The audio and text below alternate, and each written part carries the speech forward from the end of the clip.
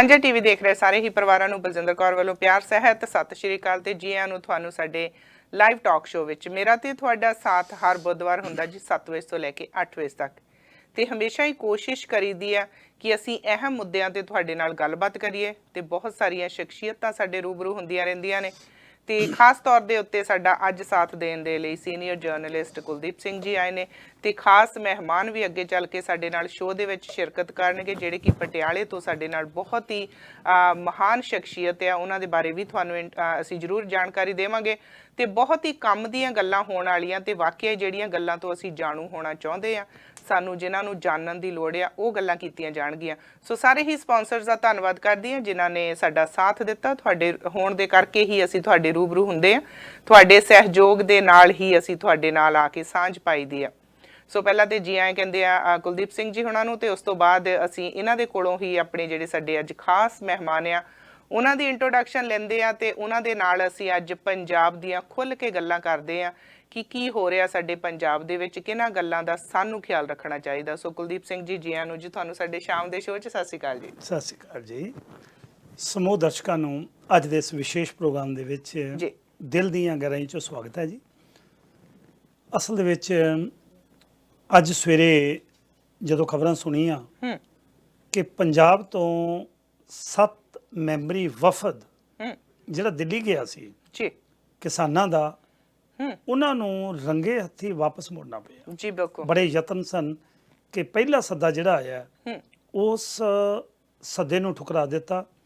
ਦੂਜਾ ਸੱਦਾ ਜਿੰਨੀਆਂ ਵੀ ਕਿਸਾਨਾਂ ਦੀਆਂ ਤਕਰੀਬਨ 30 ਜਥੇਬੰਦੀਆਂ ਨੇ, ਵੈਸੇ 31 ਨੇ, ਉਹਨਾਂ ਚੋਂ ਇੱਕ ਜਥੇਬੰਦੀ ਆ ਜਿਹੜੀ ਅਜਮੇਰ ਸਿੰਘ ਲੱਖੋਵਾਲ, ਉਹ ਉਹਨਾਂ ਨੇ ਪਹਿਲਾਂ ਹੀ ਬਾਹਰ ਕੱਢ ਦਿੱਤੀ ਸੀ ਇਸ ਕਰਕੇ ਕਿ ਉਹਨਾਂ ਨੇ ਸੁਪਰੀਮ ਕੋਰਟ ਦੇ ਵਿੱਚ ਪਟੀਸ਼ਨ ਪਾਈ ਸੀ ਜੀ।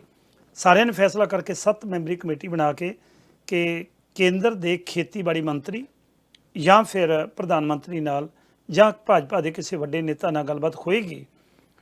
ਦਿੱਲੀ ਪਹੁੰਚਣ ਤੋਂ ਬਾਅਦ ਜਦੋਂ ਪਤਾ ਲੱਗਾ ਤੇ ਮਾਜਰਾ ਕੁਝ ਹੋਰ ਹੀ ਨਿਕਲਿਆ। ਸੋ ਇਸ ਕਰਕੇ ਜੇ ਆਪਾਂ ਗੱਲ ਕਰੀਏ ਕਿ ਪੰਜਾਬ ਦੀ ਆਰਥਿਕਤਾ ਦੇ ਉੱਤੇ ਜਾਂ ਖੇਤੀਬਾੜੀ ਦੇ ਉੱਤੇ, ਮੇਰਾ ਖਿਆਲ ਹੈ, ਮੈਨੂੰ ਮਾਣ ਹੈ ਸ਼ਹਿਰ ਪਟਿਆਲੇ ਦੇ ਉੱਤੇ, ਪੰਜਾਬ ਦੇ ਉੱਤੇ। ਪਟਿਆਲੇ ਸ਼ਹਿਰ ਦੇ ਵਿੱਚ ਪੰਜਾਬੀ ਯੂਨੀਵਰਸਿਟੀ ਤੋਂ ਐਸੀਆਂ ਸ਼ਖਸੀਅਤਾਂ ਨਿਕਲ ਕੇ ਵਿੱਦਿਆ ਪ੍ਰਾਪਤ ਕਰਕੇ ਦੁਨੀਆ ਭਰ ਦੇ ਵਿੱਚ ਨਾਮਣਾ ਖੱਟਿਆ। ਉਹਨਾਂ ਦੇ ਵਿੱਚੋਂ ਇੱਕ ਉੱਘੇ ਅਰਥ ਸ਼ਾਸਤਰੀ ਜਿਨ੍ਹਾਂ ਨੂੰ ਭਾਰਤ ਦੇ ਜਿਹੜੇ ਗਿਣੇ ਮਿੱਥੇ ਬਹੁਤ ਥੋੜੇ ਨੇ, ਉਂਗਲਾਂ ਤੇ ਗਿਣੇ ਜਾਣ ਵਾਲੇ ਅਰਥ ਸ਼ਾਸਤਰੀ ਨੇ ਜਿਨ੍ਹਾਂ ਨੇ ਬਹੁਤ ਕੰਮ ਕੀਤਾ, ਸਾਰੀ ਉਮਰ ਪੜ੍ਹਾਈ ਕੀਤੀ ਹੈ। ਤੇ ਜਦੋਂ ਮੈਂ ਇਸ ਸ਼ਖਸੀਅਤ ਦੀ ਬਾਇਓਡਾਟਾ ਦੇਖ ਰਿਹਾ ਸੀ ਤੇ ਮੈਨੂੰ ਇਹ ਲੱਗਾ ਵੀ ਘੰਟੇ ਦਾ ਪ੍ਰੋਗਰਾਮ ਹੈ, 2 ਘੰਟੇ ਤਾਂ ਬਾਇਓਡਾਟਾ ਪੜ੍ਹਨ ਲੱਗਿਆ ਲੱਗ ਜਾਣੇ ਆ। ਸੋ ਇਸ ਕਰਕੇ ਮੈਨੂੰ ਮਾਣ ਹੈ ਕਿ ਅੱਜ ਦੇ ਵਿਸ਼ੇਸ਼ ਪ੍ਰੋਗਰਾਮ ਦੇ ਵਿੱਚ ਉੱਘੇ ਅਰਥ ਸ਼ਾਸਤਰੀ ਡਾਕਟਰ ਗਿਆਨ ਸਿੰਘ ਪਟਿਆਲੇ ਤੋਂ ਸ਼ਾਮਲ ਹੋ ਰਹੇ ਨੇ। ਉਹਨਾਂ ਨਾਲ ਵਿਸ਼ੇਸ਼ ਗੱਲਬਾਤ ਕਰਦੇ ਹਾਂ।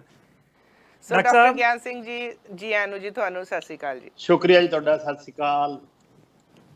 ਡਾਕਟਰ ਸਾਹਿਬ, ਕਿਉਂਕਿ ਜਦੋਂ ਵੀ ਕਿਤੇ ਕੋਈ ਆਰਥਿਕਤਾ ਦੀ ਗੱਲਬਾਤ ਆਉਂਦੀ, ਅਰਥ ਸ਼ਾਸਤਰੀਆਂ ਦਾ ਨਾਮ ਆਉਂਦਾ ਹੈ ਤੇ ਡਾਕਟਰ ਗਿਆਨ ਸਿੰਘ ਪੰਜਾਬੀ ਯੂਨੀਵਰਸਿਟੀ ਪਟਿਆਲਾ ਵਾਲਿਆਂ ਦਾ ਜ਼ਿਕਰ ਹੁੰਦਾ ਹੈ।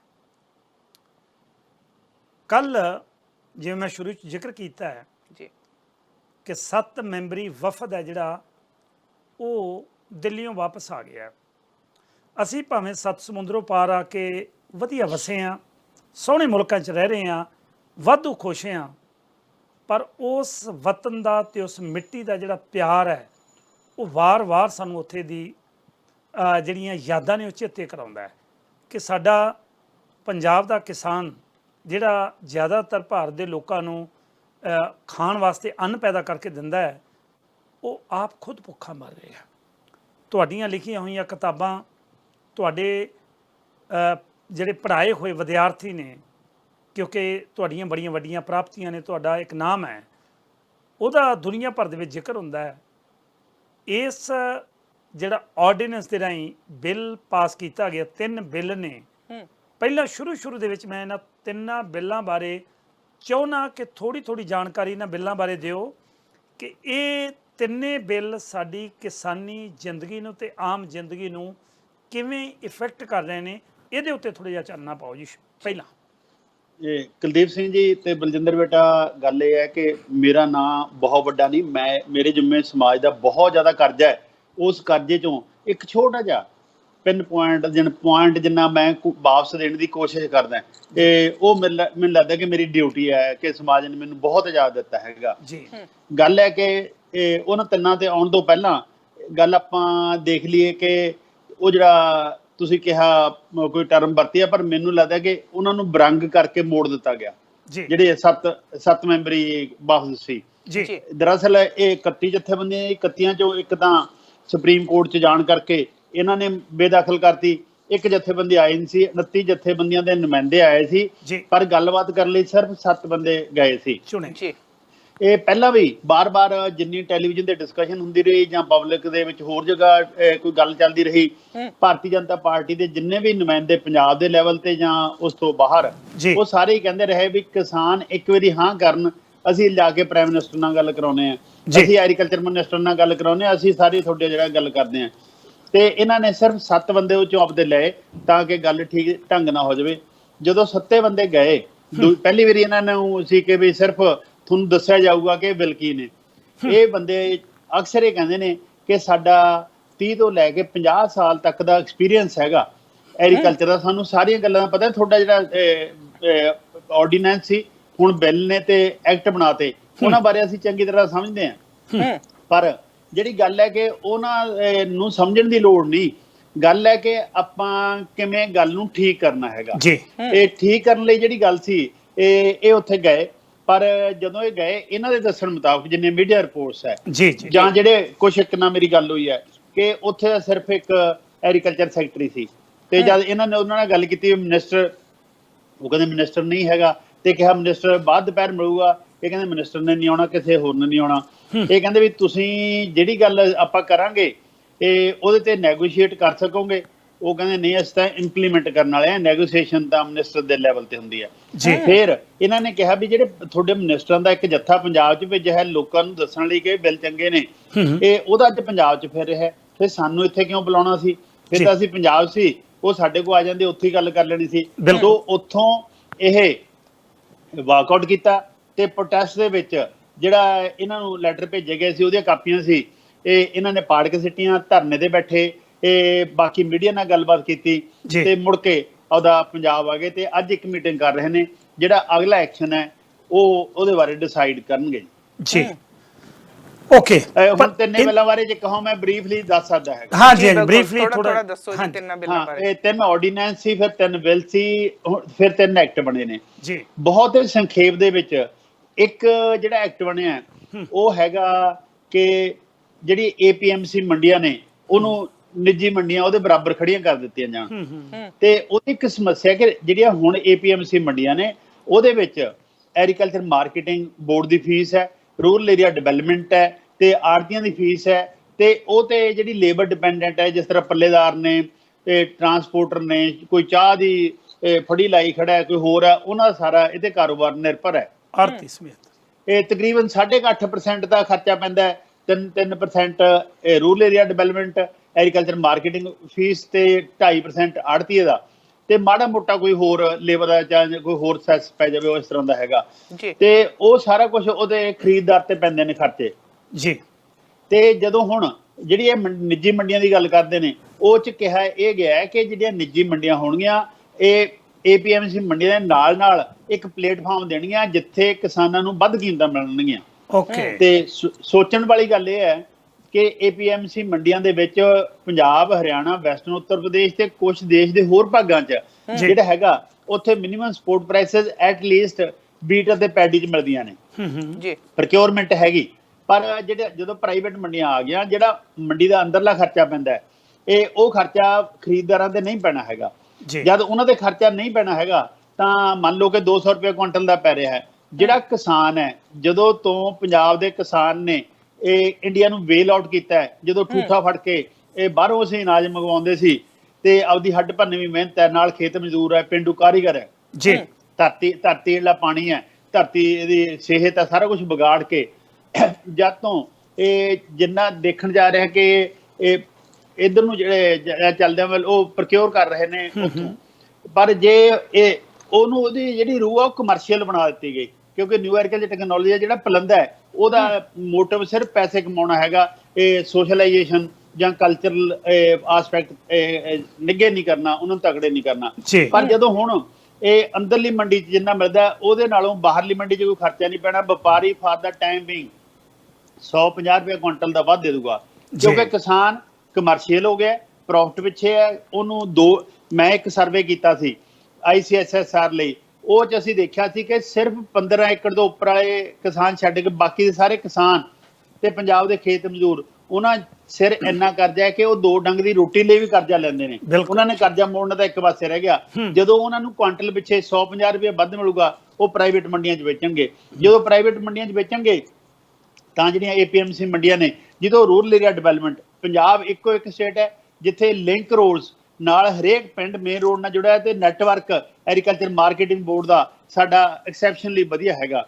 ਤੇ ਫਿਰ ਜਦ ਇਹ ਹੋਊਗਾ ਤਾਂ APMC ਮੰਡੀਆਂ ਦੀ ਰੈਲੀਵੈਂਸ ਖਤਮ ਹੋਊਗੀ, ਕਿਉਂਕਿ ਸਰਕਾਰ ਇਹ ਤੋਂ ਭੱਜਣਾ ਚਾਹੁੰਦੀ ਹੈ। ਇਹ ਮੈਂ ਨਹੀਂ ਕਹਿੰਦਾ, ਇਹ ਕੇਂਦਰੀ ਮੰਤਰੀ ਨੇ ਨਿਤਨ ਗਡਕਰੀ, ਉਹਨਾਂ ਨੇ ਕਿਹਾ ਜੀ ਜਿਹੜਾ ਸਾਡਾ MSP ਹੈ ਇਹ ਡੋਮੈਸਟਿਕ ਤੇ ਇੰਟਰਨੈਸ਼ਨਲ ਪ੍ਰਾਈਸਿਸ ਤੋਂ ਬਹੁਤ ਜ਼ਿਆਦਾ ਹੈ ਤੇ ਆਰਥਿਕਤਾ ਲਈ ਖਤਰਾ ਹੈਗਾ। ਵਾਹ।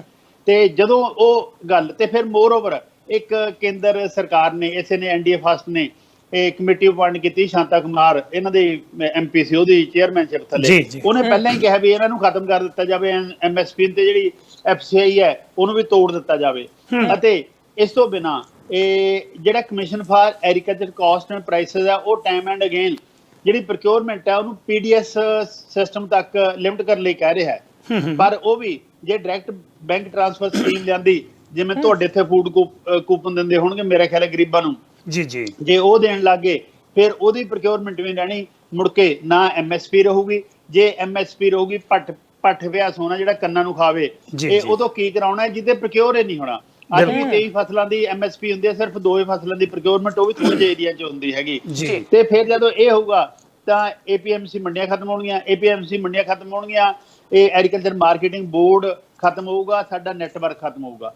ਤੇ ਇਹਦੇ ਨਾਲ ਰੂਰਲ ਏਰੀਆ, ਸਾਡੀਆਂ ਲਿੰਕ ਰੋਡਸ ਨੇ, ਸਾਡੀਆਂ ਗਲੀਆਂ ਨਾਲੀਆਂ ਨੇ, ਪਿੰਡਾਂ ਦਾ ਮਾੜਾ ਮੋਟਾ ਵਿਕਾਸ ਹੈ, ਉਹ ਜਾਊਗਾ। ਇੱਥੇ ਮੈਂ ਸਿਰਫ ਇਹ ਤੁਹਾਡੇ ਸੁਣਨ ਵਾਲਿਆਂ ਦੇਖਣ ਵਾਲਿਆਂ ਲਈ ਦੱਸ ਦੇਣਾ ਚਾਹੁੰਦਾ ਕਿ ਪੰਜਾਬ ਸਰਕਾਰ ਦੇ ਬਜਟ ਅਨੁਸਾਰ 2021 ਦੇ ਵਿੱਚ 3900 ਕਰੋੜ ਰੁਪਏ ਦੀ ਆਮਦਨ ਹੈਗੀ ਇਸ ਰੂਰਲ ਏਰੀਆ ਡਿਵੈਲਪਮੈਂਟ ਫੰਡ ਤੋਂ।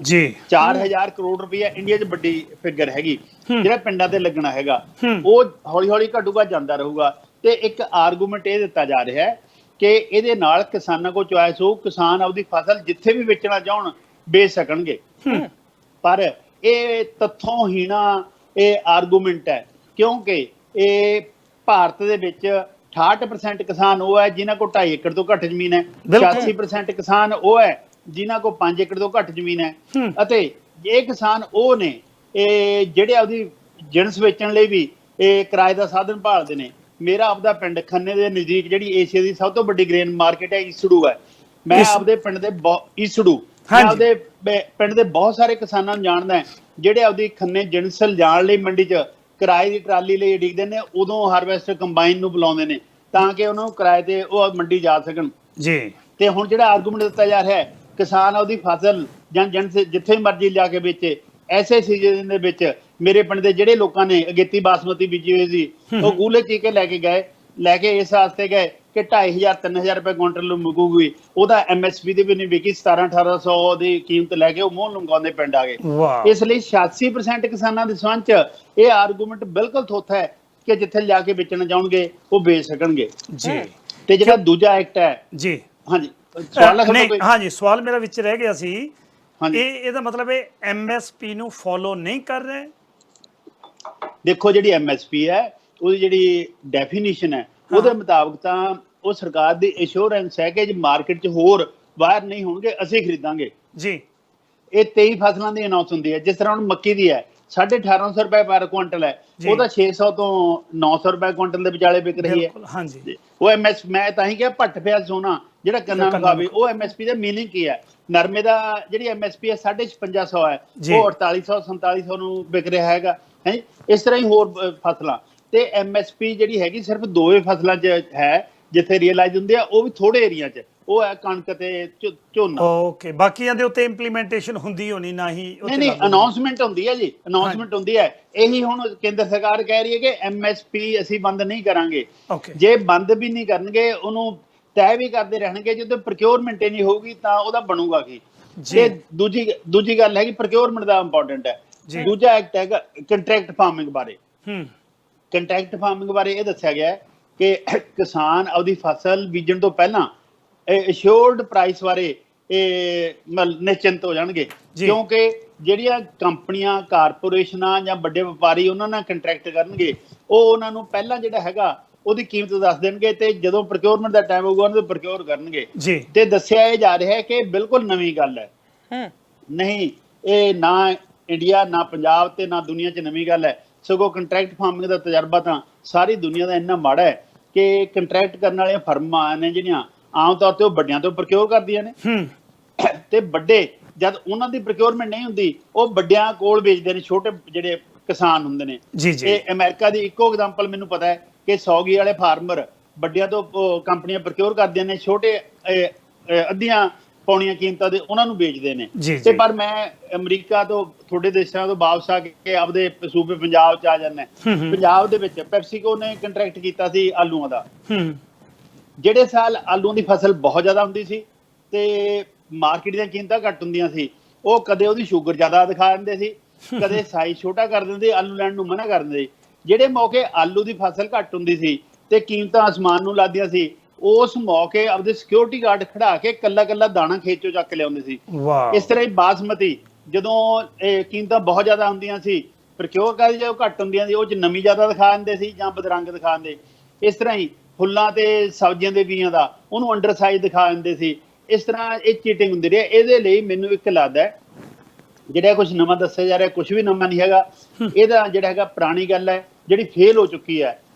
ਪਰ ਇਹ ਤਾਂ ਜਿਹੜਾ ਹੈਗਾ, ਜੇ ਇਹਨਾਂ 'ਚ ਕੋਈ ਰੌਲਾ ਰੱਪਾ ਹੋਊਗਾ ਇਹ ਕੰਟਰੈਕਟ ਫਾਰਮਿੰਗ ਦੇ ਵਿੱਚ, ਤਾਂ ਉਹਦਾ ਨਿਬੇੜਾ ਦੋ ਪੱਧਰਾਂ ਤੇ ਦੱਸਿਆ ਗਿਆ ਹੈ ਦੂਜੇ ਕਾਨੂੰਨ 'ਚ। ਪਹਿਲਾ ਹੈਗਾ ਕਿ ਜਦੋਂ ਇਸ ਤਰ੍ਹਾਂ ਦੀ ਗੱਲ ਹੋਊਗੀ ਤਾਂ SDM ਦੇ ਲੈਵਲ ਤੇ ਸੁਲਹ ਸਫਾਈ ਕਰਾਉਣ ਦੀ ਕੋਸ਼ਿਸ਼ ਕੀਤੀ ਜਾਊਗੀ। ਜੇ ਸੁਲਹ ਸਫਾਈ ਨਹੀਂ ਹੁੰਦੀ ਤਾਂ ਫਾਈਨਲ ਅਪੀਲ DC ਕੋ ਹੋਊਗੀ। ਉਸ ਤੋਂ ਬਾਅਦ ਕਿਤੇ ਵੀ ਦੁਨੀਆ ਦੀ ਕਿਸੇ ਵੀ ਕੋਰਟ 'ਚ ਜਾਣ ਦਾ ਹੱਕ ਖਤਮ ਕਰ ਦਿੱਤਾ ਗਿਆ। ਅੱਜ ਜਿਹੜਾ ਕੰਟਰੈਕਟ ਫਾਰਮਿੰਗ ਆਲਰੇਡੀ ਹੈਗਾ, ਜਿਹਦਾ ਇਹ ਕ੍ਰਿਟਿਸਿਜ਼ਮ ਹੁੰਦਾ ਜਾਂ ਜਿਹਦੇ ਬਾਰੇ ਕੋਈ ਗੱਲਬਾਤ ਹੁੰਦੀ ਹੈ, ਉਹ 'ਚ ਪ੍ਰੋਵੀਜ਼ਨ ਹੈਗਾ ਸਿਵਲ ਕੋਰਟ ਜਾਣ ਦਾ। ਤੇ ਫਿਰ ਤੇ ਮੈਨੂੰ ਇਹ ਲੱਗਦੀ ਹੈ ਗੱਲ, ਸ਼ੇਰ ਤੇ ਬੱਕਰੀ ਵਾਲਾ ਮੁਕਾਬਲਾ ਹੋਊਗਾ। ਉਹਨੂੰ ਮੁਕਾਬਲਾ ਕਹਿਣਾ ਵੀ ਬਹੁਤੀ ਚੰਗੀ ਗੱਲ ਨਹੀਂ ਹੈਗੀ। ਜਾਂ ਸ਼ੇਰ ਤੇ ਬੱਕਰੀ ਇਕੱਠੇ ਹੁੰਦੇ ਆ ਤਾਂ ਪਤਾ ਹੁੰਦਾ ਵੀ ਇਹ ਮੁਕਾਬਲਾ ਨਹੀਂ, ਸ਼ੇਰ ਨੇ ਜਦੋਂ ਉਹਦੀ ਨਿਗਾਹ ਗਈ ਤਾਂ ਬੱਕਰੀ ਖਾ ਜਾਣੀ ਹੈ। ਕਿ ਛੋਟੇ ਛੋਟੇ ਕਿਸਾਨ ਜੇ ਉਹਨਾਂ ਨਾਲ ਕੰਟਰੈਕਟ ਹੋਊਗਾ, ਤੇ ਈਵਨ ਜਿਹੜਾ ਪੰਜਾਬ ਦਾ ਅੱਜ ਅਖੌਤੀ ਵੱਡਾ ਕਿਸਾਨ ਹੈ, ਕਿਉਂਕਿ 17.5 ਏਕੜ ਤੋਂ ਸਾਡੇ ਸੀਲਿੰਗ ਹੈਗੀ, ਤੇ ਉਹ ਵੀ ਉਹਨਾਂ ਦੇ ਮੁਕਾਬਲੇ ਤੇ ਕਿਤੇ ਵੀ ਨਹੀਂ ਖੜੂਗਾ। ਤੇ ਫੇਰ ਤਾਂ ਜਿਹੜਾ ਹੈਗਾ ਸਾਡੀ ਜਿਹੜੀ ਬਿਊਰੋਕ੍ਰੇਸੀ ਹੈ, ਚਾਹੇ SDM ਲੈਵਲ ਤੇ ਹੈ ਚਾਹੇ DC ਲੈਵਲ ਤੇ ਹੈ, ਉਹ ਸਰਕਾਰ ਤੋਂ ਤੇ ਸਰਮਾਏਦਾਰ ਜਗਤ ਤੋਂ ਇੰਨੀ ਪ੍ਰਭਾਵਿਤ ਹੁੰਦੀ ਹੈ ਕਿ ਕਿਸਾਨਾਂ ਨੂੰ ਇਨਸਾਫ ਨਹੀਂ ਮਿਲਣਾ। ਸਭ ਤੋਂ ਵਧੀਆ ਕੰਟਰੈਕਟ ਦਾ ਆਹ ਹੈਗਾ ਜਿਹੜਾ MSP ਦਾ। ਇਹਦੀਆਂ ਕੁਝ ਪ੍ਰੋਬਲਮਸ ਹੈਗੀਆਂ ਜਿਹੜੀਆਂ ਓਵਰਕਮ ਹੋ ਸਕਦੀਆਂ ਨੇ, ਕਿ ਇਹਨਾਂ ਨੂੰ ਫਿਕਸ ਕਿਵੇਂ ਕਰਨਾ ਹੈ, ਇਹ ਰੀਜਨ ਵਾਈਜ਼ ਕਿਵੇਂ ਬਣਨਾ, ਸੋ ਔਨ ਸੋ ਫੋਰਥ ਹੈ ਜੀ। ਪਰ ਇਹ ਤੋਂ ਭੱਜ ਕੇ ਜਿਹੜਾ ਇਹ ਭੁਲੇਖਾ ਪਾਇਆ ਜਾ ਰਿਹਾ ਹੈ, ਇਹ ਉਹ ਭੁਲੇਖਾ ਦੂਰ ਕਰਨ ਵਾਲੀ ਗੱਲ ਹੈ ਕਿ ਇਹ ਕੰਟਰੈਕਟ ਫਾਰਮਿੰਗ ਕਿਸਾਨਾਂ ਨਾਲ ਠੱਗੀ ਹੋਊਗੀ। ਇਹ ਪਹਿਲਾ ਤੇ ਇਹ ਦੋਨਾਂ ਜਿਹੜੇ ਲਾਅ ਨੇ ਉਹਨਾਂ ਦਾ ਇੱਕੋ ਪਰਪਸ ਹੈ ਕਿ MSP ਤੋਂ ਭੱਜਣਾ, ਪ੍ਰੋਕਿਉਰਮੈਂਟ ਤੋਂ ਭੱਜਣਾ ਤੇ ਕਾਰਪੋਰੇਟ ਫਾਰਮਿੰਗ ਨੂੰ ਹੋਂਦ 'ਚ ਲਿਆਉਣਾ। ਜਿਹੜਾ ਤੀਜਾ ਹੈਗਾ ਐਕਟ, ਉਹਦੇ ਬਾਰੇ ਇਹ ਦੱਸਿਆ ਜਾ ਰਿਹਾ ਹੈ ਕਿ ਇਹ ਐਕਟ ਕਿਸਾਨਾਂ ਅਤੇ ਖਪਤਕਾਰਾਂ ਨੂੰ ਉਹਨਾਂ ਦੇ ਹਿੱਤਾਂ ਦੀ ਰਾਖੀ ਕਰਨ ਲਈ ਹੈ ਜੀ। ਜਿਹੜੇ ਪਹਿਲੇ ਦੋਨੇ ਐਕਟ ਹੈ, ਉੱਥੋਂ ਪਤਾ ਲੱਗਦਾ ਹੈ ਕਿ ਕਿਸਾਨਾਂ ਦੇ ਹਿੱਤ ਤਾਂ ਜਾ ਰਹੇ ਨੇ, ਕਾਰਪੋਰੇਟ ਫਾਰਮਿੰਗ ਨੂੰ ਅੱਗੇ ਲਿਆ ਕੇ ਉਹਨਾਂ ਨੂੰ ਦੁਰਕਾਰਿਆਂ ਤੇ ਉਜਾੜਿਆ ਜਾਊਗਾ ਤੇ ਸਸਤੀ ਲੇਬਰ ਦੇ ਤੌਰ ਤੇ ਇੰਡਸਟਰੀ 'ਚ ਕੱਢਿਆ ਜਾਊਗਾ ਜੀ। ਤੇ ਉਹਦੇ ਸੰਬੰਧ 'ਚ ਜਿਹੜਾ ਤੀਜਾ ਐਕਟ ਹੈ, ਐਸੈਂਸ਼ੀਅਲ ਕਮੋਡਿਟੀਜ਼ ਐਕਟ 1955 ਨੂੰ ਨਰਮ ਕਰਨ ਬਾਰੇ ਹੈ ਕਿ ਅਨਾਜ, ਦਾਲਾਂ, ਤੇਲ ਬੀਜ, ਆਲੂ, ਪਿਆਜ਼ ਵਗੈਰਾ ਜਿਹੜੀਆਂ ਮੇਨ ਫਸਲਾਂ ਨੇ, ਉਹਨਾਂ ਦੇ ਸੰਬੰਧ ਦੇ ਵਿੱਚ ਜਿਹੜਾ ਹੈਗਾ ਉਹਨਾਂ ਨੂੰ ਸਟਾਕ ਕਰਨ ਦੀ ਲਿਮਟ ਖਤਮ ਕਰ ਦਿੱਤੀ ਜਾਊਗੀ। ਇੱਥੇ ਹੁਣ ਸਮਝਣ ਵਾਲੀ ਗੱਲ ਹੈ ਕਿ ਜਿਹੜੇ ਪਹਿਲੇ ਦੋਨੇ ਐਕਟ ਹੈ ਉਹ ਕਿਸਾਨਾਂ ਤੋਂ MSP ਖੋਹਦੇ ਨੇ, ਉਹਨਾਂ ਤੋਂ ਪ੍ਰੋਕਿਉਰਮੈਂਟ ਖੋਹਦੇ ਨੇ, ਤੇ ਉਹ ਸਾਸੀਆਂ ਖਰੀਦਣਗੀਆਂ ਵੱਡੀਆਂ ਕੰਪਨੀਆਂ। ਫਿਰ ਸਟਾਕ ਕਰਨ ਦੀ ਕੋਈ ਲਿਮਟ ਨਹੀਂ। ਜਦੋਂ ਸਟਾਕ ਕਰਨ ਦੀ ਕੋਈ ਲਿਮਟ ਨਹੀਂ ਤਾਂ ਸੁਭਾਵਿਕ ਤੌਰ ਤੇ ਉਹ ਕੰਪਨੀਆਂ ਸਮਾਜ ਸੇਵਾ ਲਈ ਨਹੀਂ ਆਈਆਂ, ਕੋਵਿਡ-19 ਦੀ ਮਹਾਮਾਰੀ ਆਈ ਹੈ, 15 ਦਿਨ ਦੀ ਰੋਟੀ ਨਹੀਂ ਦੇ ਸਕੀਆਂ ਕੰਪਨੀਆਂ, ਇੰਡਸਟਰੀ, ਜਿਹੜੇ ਵਰਕਰ ਸੀ, ਉਹ 1500 ਕਿਲੋਮੀਟਰ ਨੰਗੇ ਪੈਰੀ ਤੁਰਦੇ ਹੋਏ ਜਾਂਦਾ ਰੇਲਾਂ ਥੱਲੇ ਆ ਕੇ ਮਰ ਗਏ, ਜਾਂ ਤੁਰਦੇ ਮਰ ਗਏ, ਜਾਂ ਜ਼ਖਮ ਹੋ ਗਏ ਵਗੈਰਾ ਵਗੈਰਾ, ਹੈ ਨਾ। ਉਹ ਵੱਖ-ਵੱਖ ਤਸਵੀਰਾਂ ਸਾਰੇ ਸੰਸਾਰ ਦੇ ਸਾਹਮਣੇ ਨੇ। ਇਸ ਲਈ ਜਦੋਂ ਇਹ ਕੰਪਨੀਆਂ ਵੱਡੇ ਲੈਵਲ ਤੇ ਸਟਾਕ ਕਰਨਗੀਆਂ ਤਾਂ ਉਹ ਸਟਾਕ ਨੂੰ ਇੰਡੀਆ 'ਚ ਵੇਚਣਗੀਆਂ, ਬਾਹਰ ਭੇਜਣਗੀਆਂ, ਜਿੱਥੇ ਨਫਾ ਲਊਗਾ ਉਹ ਕਰਨਗੀਆਂ। ਪਰ ਹਾਲੇ ਕਾਨੂੰਨ ਚੰਗੀ ਤਰ੍ਹਾਂ ਲਾਗੂ ਵੀ ਨਹੀਂ ਹੋਏ। ਆਲੂ ਤੇ ਪਿਆਜ਼ ਦੀਆਂ ਕੀਮਤਾਂ 3-4 ਗੁਣਾ ਵੱਧ ਗਈਆਂ ਨੇ ਤੇ ਆਉਣ ਵਾਲੇ ਸਮੇਂ 'ਚ ਜਸਟ ਅਨਾਉਂਸ ਹੋਣ ਤੇ ਕਿ ਐਕਟ ਬਣ ਗਏ ਨੇ, ਹਾਲੇ ਇੰਪਲੀਮੈਂਟੇਸ਼ਨ ਨਹੀਂ ਹੋਈ ਉਸ ਤਰ੍ਹਾਂ ਦੀ, 3 ਤੋਂ 4 ਗੁਣਾ ਹੋ ਗਈਆਂ ਨੇ ਪਹਿਲਾਂ ਨਾਲੋਂ। ਜੇ ਜਿਹੜਾ ਆਮ ਬੰਦਾ ਹੈ ਜਿਹਦੀ 2 ਡੰਗ ਦੀ ਰੋਟੀ ਸਿਰਫ ਇਹ 2 ਫੁਲਕੇ ਜਾਂ 3 ਰੋਟੀਆਂ ਜਾਂ ਕੁਛ ਉਹਦੇ ਨਾਲ ਮਾੜਾ ਮੋਟਾ ਆਲੂ ਲਾ ਕੇ ਪਿਆਜ਼ ਲਾ ਕੇ ਖਾਣ ਜੋਗੀ ਕਰਦਾ, ਜਾਂ ਚਟਨੀ ਕਰਦਾ, ਉਹਦੇ ਨਾਲ ਕਰਦਾ ਹੈ, ਉਹਦੇ ਕੋਲ ਤਾਂ ਉਹ ਵੀ ਖੋਹ ਲਿਆ ਜਾਊਗਾ। ਇਸ ਲਈ ਕੰਟਰੈਕਟ ਫਾਰਮਿੰਗ ਦੇ ਜਿਹੜਾ ਐਸੈਂਸ਼ੀਅਲ ਕਮੋਡਿਟੀਜ਼ ਐਕਟ ਨੂੰ ਖਤਮ ਕਰਨਾ, ਬਹੁਤ ਨਰਮ ਕਰਨਾ, ਇਹਨੇ ਵੇ ਖਤਮ ਕਰਨਾ, ਤੇ ਕਿਵੇਂ ਜਿਹੜਾ ਹੈਗਾ ਉਹਦੇ ਨਾਲ ਜਿਹੜਾ ਹੈਗਾ ਇਹ ਖਪਤਕਾਰਾਂ ਦੇ ਹਿੱਤਾਂ ਦੀ ਰਾਖੀ ਹੋਊ। ਖਪਤਕਾਰਾਂ ਤਾਂ ਹੁਣੇ ਚੂਨਾ ਲੱਗਣਾ ਸ਼ੁਰੂ ਹੋ ਗਿਆ, ਉਹਨਾਂ ਤੇ ਰੋਟੀ ਖੋਈ ਜਾ ਰਹੀ ਹੈ। ਕੁੱਲ ਮਿਲਾ ਕੇ 3 ਐਕਟ ਨੇ, 3 ਐਕਟ ਭਾਵ ਕਾਨੂੰਨ ਬਣ ਗਏ ਨੇ। 3 ਕਾਨੂੰਨ ਨਾ ਕਿਸਾਨਾਂ ਦੇ ਹੱਕ 'ਚ ਹੈ, ਤੇ 2 ਤਰ੍ਹਾਂ ਜਿਹੜੀ ਪਿੰਡੂ ਆਰਥਿਕਤਾ ਦੀ ਜਾਂ ਪਿੰਡੂ ਖੇਤੀਬਾੜੀ ਆਰਥਿਕਤਾ ਦੀ ਥੱਲੇ ਵਾਲੀ ਜਿਹੜੀ ਪੌੜੀ ਹੈ, ਉਹਦੇ ਥੱਲੇ ਵਾਲੇ 2 ਡੰਡਿਆਂ ਬਾਰੇ ਬਿਲਕੁਲ ਹੀ ਜ਼ਿਕਰ ਨਹੀਂ, ਕਿਉਂਕਿ ਜੇ ਥੱਲੇ ਵਾਲੇ ਡੰਡੇ ਨਾ ਹੋਣ ਤਾਂ ਪੌੜੀ ਤੇ ਚੜਿਆ ਨਹੀਂ ਜਾ ਸਕਦਾ। ਉਹ ਡੰਡੇ ਜਿਹੜੇ ਥੱਲੇ ਵਾਲੇ ਡੰਡੇ ਨੇ, ਇੱਕ ਖੇਤ ਮਜ਼ਦੂਰ ਨੇ, ਦੂਜੇ ਪਿੰਡੂ ਛੋਟੇ ਕਾਰੀਗਰ ਨੇ, ਜਿਹਨਾਂ ਤੋਂ ਬਿਨਾਂ ਖੇਤੀ ਹੋ ਹੀ ਨਹੀਂ ਸਕਦੀ। ਉਹਨਾਂ ਬਾਰੇ ਤਾਂ ਕੋਈ ਵੀ ਜ਼ਿਕਰ ਨਹੀਂ ਵੀ ਉਹਨਾਂ ਨੂੰ ਕੀ ਕੀਤਾ ਜਾਊਗਾ। ਜਿਹੜੇ ਥੱਲੇ ਵਾਲੇ ਡੰਡੇ ਨੇ ਉਹ ਘਸਦੇ ਵੀ ਜ਼ਿਆਦਾ, ਟੁੱਟਦੇ ਵੀ ਜ਼ਿਆਦਾ, ਉਹਨਾਂ ਦੇ ਠੁੱਡੇ ਵੀ ਜ਼ਿਆਦਾ ਮਰ ਜਾਂਦੇ ਨੇ, ਤੇ ਉਹਨਾਂ ਦੇ ਪ੍ਰੋਟੈਕਟ ਕਰਨ ਬਾਰੇ ਕੋਈ ਵੀ ਗੱਲ ਨਹੀਂ ਹੈਗੀ ਜੀ। ਤੇ ਇਸ ਲਈ ਜਿਹੜੀ ਇਹ ਪਿੰਡੂ ਆਰਥਿਕਤਾ ਦੀ ਪੌੜੀ ਹੈ, ਜੇ ਇਹਨੂੰ ਤੋੜ ਲਿਆ, ਅਸੀਂ 1960 ਚ PL 480 ਥੱਲੇ ਅਮਰੀਕਾ ਤੋਂ ਅਨਾਜ ਮੰਗਵਾਉਂਦੇ ਰਹੇ, ਉਹਦੇ ਕੰਡੀਸ਼ਨਾਂ ਮੰਨ ਕੇ। ਉਸ ਮੌਕੇ ਤਾਂ ਜਿਹੜੀ ਭਾਰਤ ਦੀ ਪਾਪੂਲੇਸ਼ਨ ਹੈ 44 ਕਰੋੜ ਤੋਂ ਘੱਟ ਸੀ, ਕਿਉਂਕਿ ਭਾਰਤ ਦੀ ਪਾਪੂਲੇਸ਼ਨ 44 ਕਰੋੜ ਹੁੰਦੀ ਹੈ 1971 ਚ। ਉਦੋਂ ਪਹਿਲਾਂ ਅਸੀਂ ਅਨਾਜ ਮੰਗਵਾਉਣ ਤੋਂ ਹਟ ਗਏ। ਪੰਜਾਬ ਦੇ ਹਿੰਮਤੀ ਕਿਸਾਨਾਂ, ਖੇਤ ਮਜ਼ਦੂਰਾਂ, ਛੋਟੇ ਪਿੰਡ ਕਾਰੀਗਰਾਂ ਦੀ ਹੱਡ ਭੰਨਵੀਂ ਮਿਹਨਤ, ਇੱਥੇ ਦੇ ਕੁਦਰਤੀ ਸਾਧਨਾਂ ਦੀ ਬਹੁਤ ਜ਼ਿਆਦਾ ਵਰਤੋਂ ਨੇ ਇਹ ਭਾਰਤ ਸਰਕਾਰ ਦਾ ਅਨਾਜ ਦਾ ਭੜੋਲਾ ਨੱਕੋ ਨੱਕ ਭਰਤਾ ਸੀ। ਤੇ ਹੁਣ ਜਿਹੜੀ ਗੱਲ ਹੈ, ਜੇ ਹੁਣ ਸਾਨੂੰ ਮੰਗਵਾਉਣਾ ਪੈ ਗਿਆ, ਜਦ 44 ਕਰੋੜ ਤੋਂ ਘੱਟ ਸੀ, ਹੁਣ ਤਾਂ ਸਾਡੀ ਜਿਹੜੀ ਪਾਪੂਲੇਸ਼ਨ ਹੈ ਉਹਦੇ ਬਾਰੇ ਅੰਦਾਜ਼ਾ ਹੈ ਕਿ 135 ਕਰੋੜ ਦੇ ਨਜ਼ਦੀਕ ਹੈ ਜਾਂ ਉਸ ਤੋਂ ਵੱਧ ਰਹੀ ਹੈਗੀ।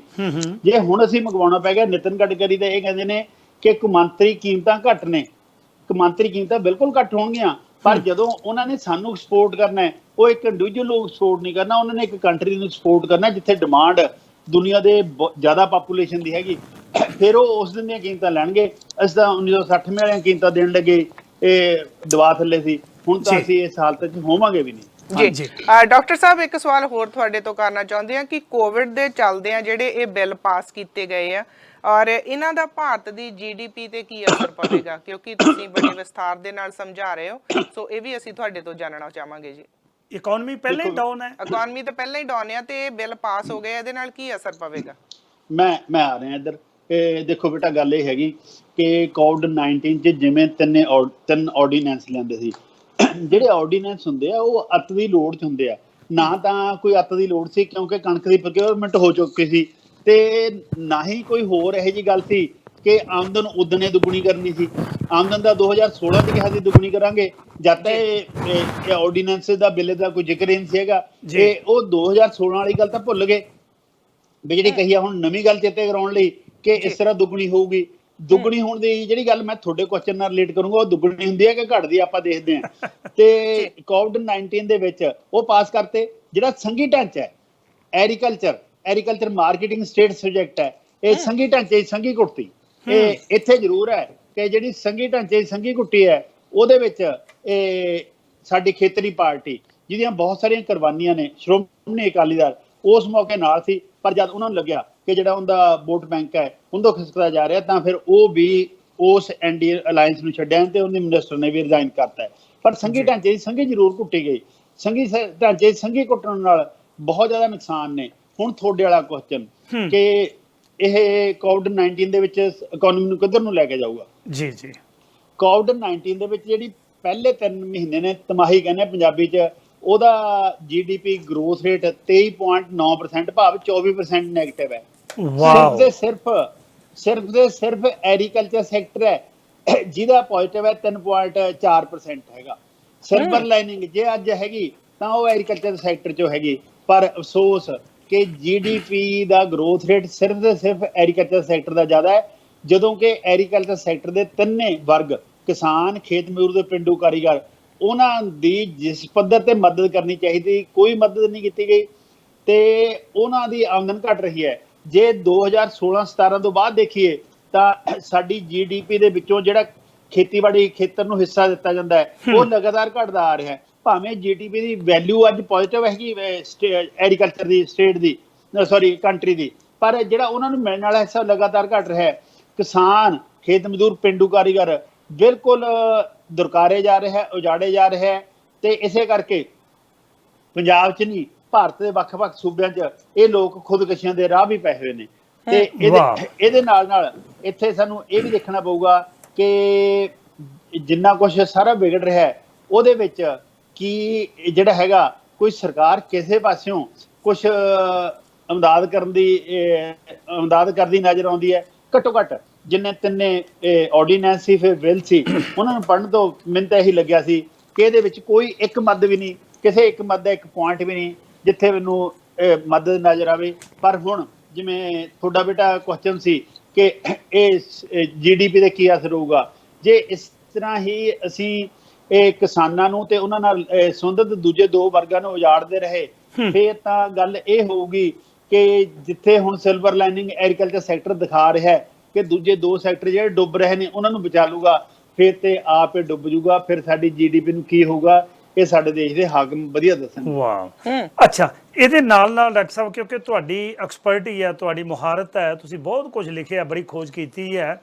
ਇਹਦੇ ਨਾਲ ਥੋੜਾ ਜਿਹਾ ਸੈਪਰੇਟਲੀ ਇਹ ਦੱਸੋ ਕਿ ਜਿਹੜੀ ਇਕਨੋਮਿਕ ਇੰਪੈਕਟ ਹੈ ਮਾਈਕਰੋ ਲੈਵਲ ਦੇ ਉੱਤੇ ਕਿਸਾਨ ਤੇ ਉਹਨਾਂ ਦੇ ਦਿਮਾਗ ਦੇ ਉੱਤੇ ਕਿੰਨਾ ਕਿਸ ਦਾ ਇੰਪੈਕਟ ਹੋਏਗਾ ਤੇ ਜਨਰਲ ਪੋਪੂਲੇਸ਼ਨ ਐਟ ਲਾਰਜ ਕਿੰਨਾ ਕਿਹਦਾ ਇੰਪੈਕਟ ਹੋਣਾ ਇਹ ਥੋੜਾ ਜਿਹਾ ਜ਼ਰੂਰ ਦੱਸਿਓ ਜੀ। ਇਹ ਦੇਖੋ ਇਹਦੇ ਬਾਰੇ ਜਿਹੜਾ ਹੈਗਾ ਪਰਸਪੈਕਟਿਵ ਹੋ ਸਕਦੇ ਨੇ, ਕਿੰਨਾ ਕੁ ਇੰਪੈਕਟ ਹੋਊਗਾ, ਐਸਟੀਮੇਟਸ ਹੋ ਸਕਦੇ ਨੇ, ਪਤਾ ਤਾਂ ਜ਼ਿਆਦਾ ਲੱਗਣਾ ਹੈ ਜਦੋਂ ਇਹਦਾ ਬਾਅਦ ਚ ਇੰਪੈਕਟ ਵਰਕਆਊਟ ਹੋਊਗਾ। ਇਹ ਟਾਈਮ ਸੀਰੀਜ਼ ਡਾਟਾ ਹੁੰਦਾ ਹੈ, ਲੰਬੇ ਟਾਈਮ ਦੇ ਵਿੱਚ ਪਤਾ ਲੱਗਦਾ ਕਿੰਨਾ ਇੰਪੈਕਟ ਹੋਇਆ। ਪਰ ਅੱਜ ਜਿਹੜਾ ਕੁਝ ਦਿਖ ਰਿਹਾ ਹੈ ਜਿਵੇਂ ਕੋਵਿਡ-19 ਕਰਕੇ ਸਾਡੀ GDP ਘਟੀ ਹੈ, ਸਾਡਾ ਐਗਰੀਕਲਚਰ ਨੂੰ ਛੱਡ ਕੇ ਬਾਕੀ ਦੋਨੇ ਸੈਕਟਰ ਹੈ ਉਦਯੋਗਾਂ ਤੇ ਸੇਵਾਵਾਂ ਦੇ, ਉਹਨਾਂ ਦੇ ਵਿੱਚ ਇੰਨੀ ਮਾੜੀ ਹਾਲਤ ਹੈ ਕਿ ਉੱਥੇ ਵੱਡੀ ਗਿਣਤੀ 'ਚ ਕੰਮ ਕਰਨ ਵਾਲੇ ਜਿਹੜਾ ਖੇਤੀ ਵਰਗ ਹੈ ਉਹ ਤਾਂ ਇਹ ਦੋ ਡੰਗ ਦੀ ਰੋਟੀ ਨੂੰ ਵੀ ਤਰਸ ਰਿਹਾ ਹੈਗਾ ਕਿ ਜੌਬ 'ਚੋਂ ਬਾਹਰ ਹੋ ਗਏ।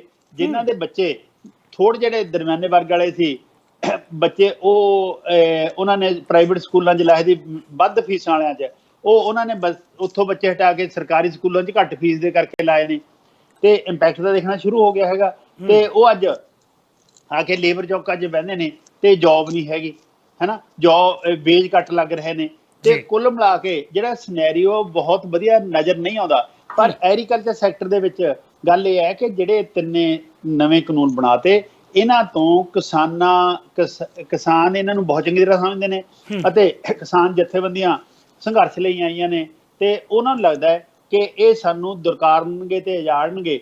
ਕੁਛ ਕਿਸਾਨਾਂ ਦਾ ਇਹ ਕਿਸਾਨ ਜਥੇਬੰਦੀਆਂ ਜਾਂ ਕਿਸਾਨ ਲੀਡਰਾਂ ਦਾ ਇਹ ਵਿਊ ਬਣਦਾ ਸੀ ਕਿ ਸਾਤੋਂ ਜ਼ਮੀਨਾਂ ਖੋ ਕੇ ਕਾਰਪੋਰੇਸ਼ਨ ਦੇ ਕੇ ਸਾਨੂੰ ਇੱਥੇ ਮਜ਼ਦੂਰ ਬਣਾਉਣਗੇ।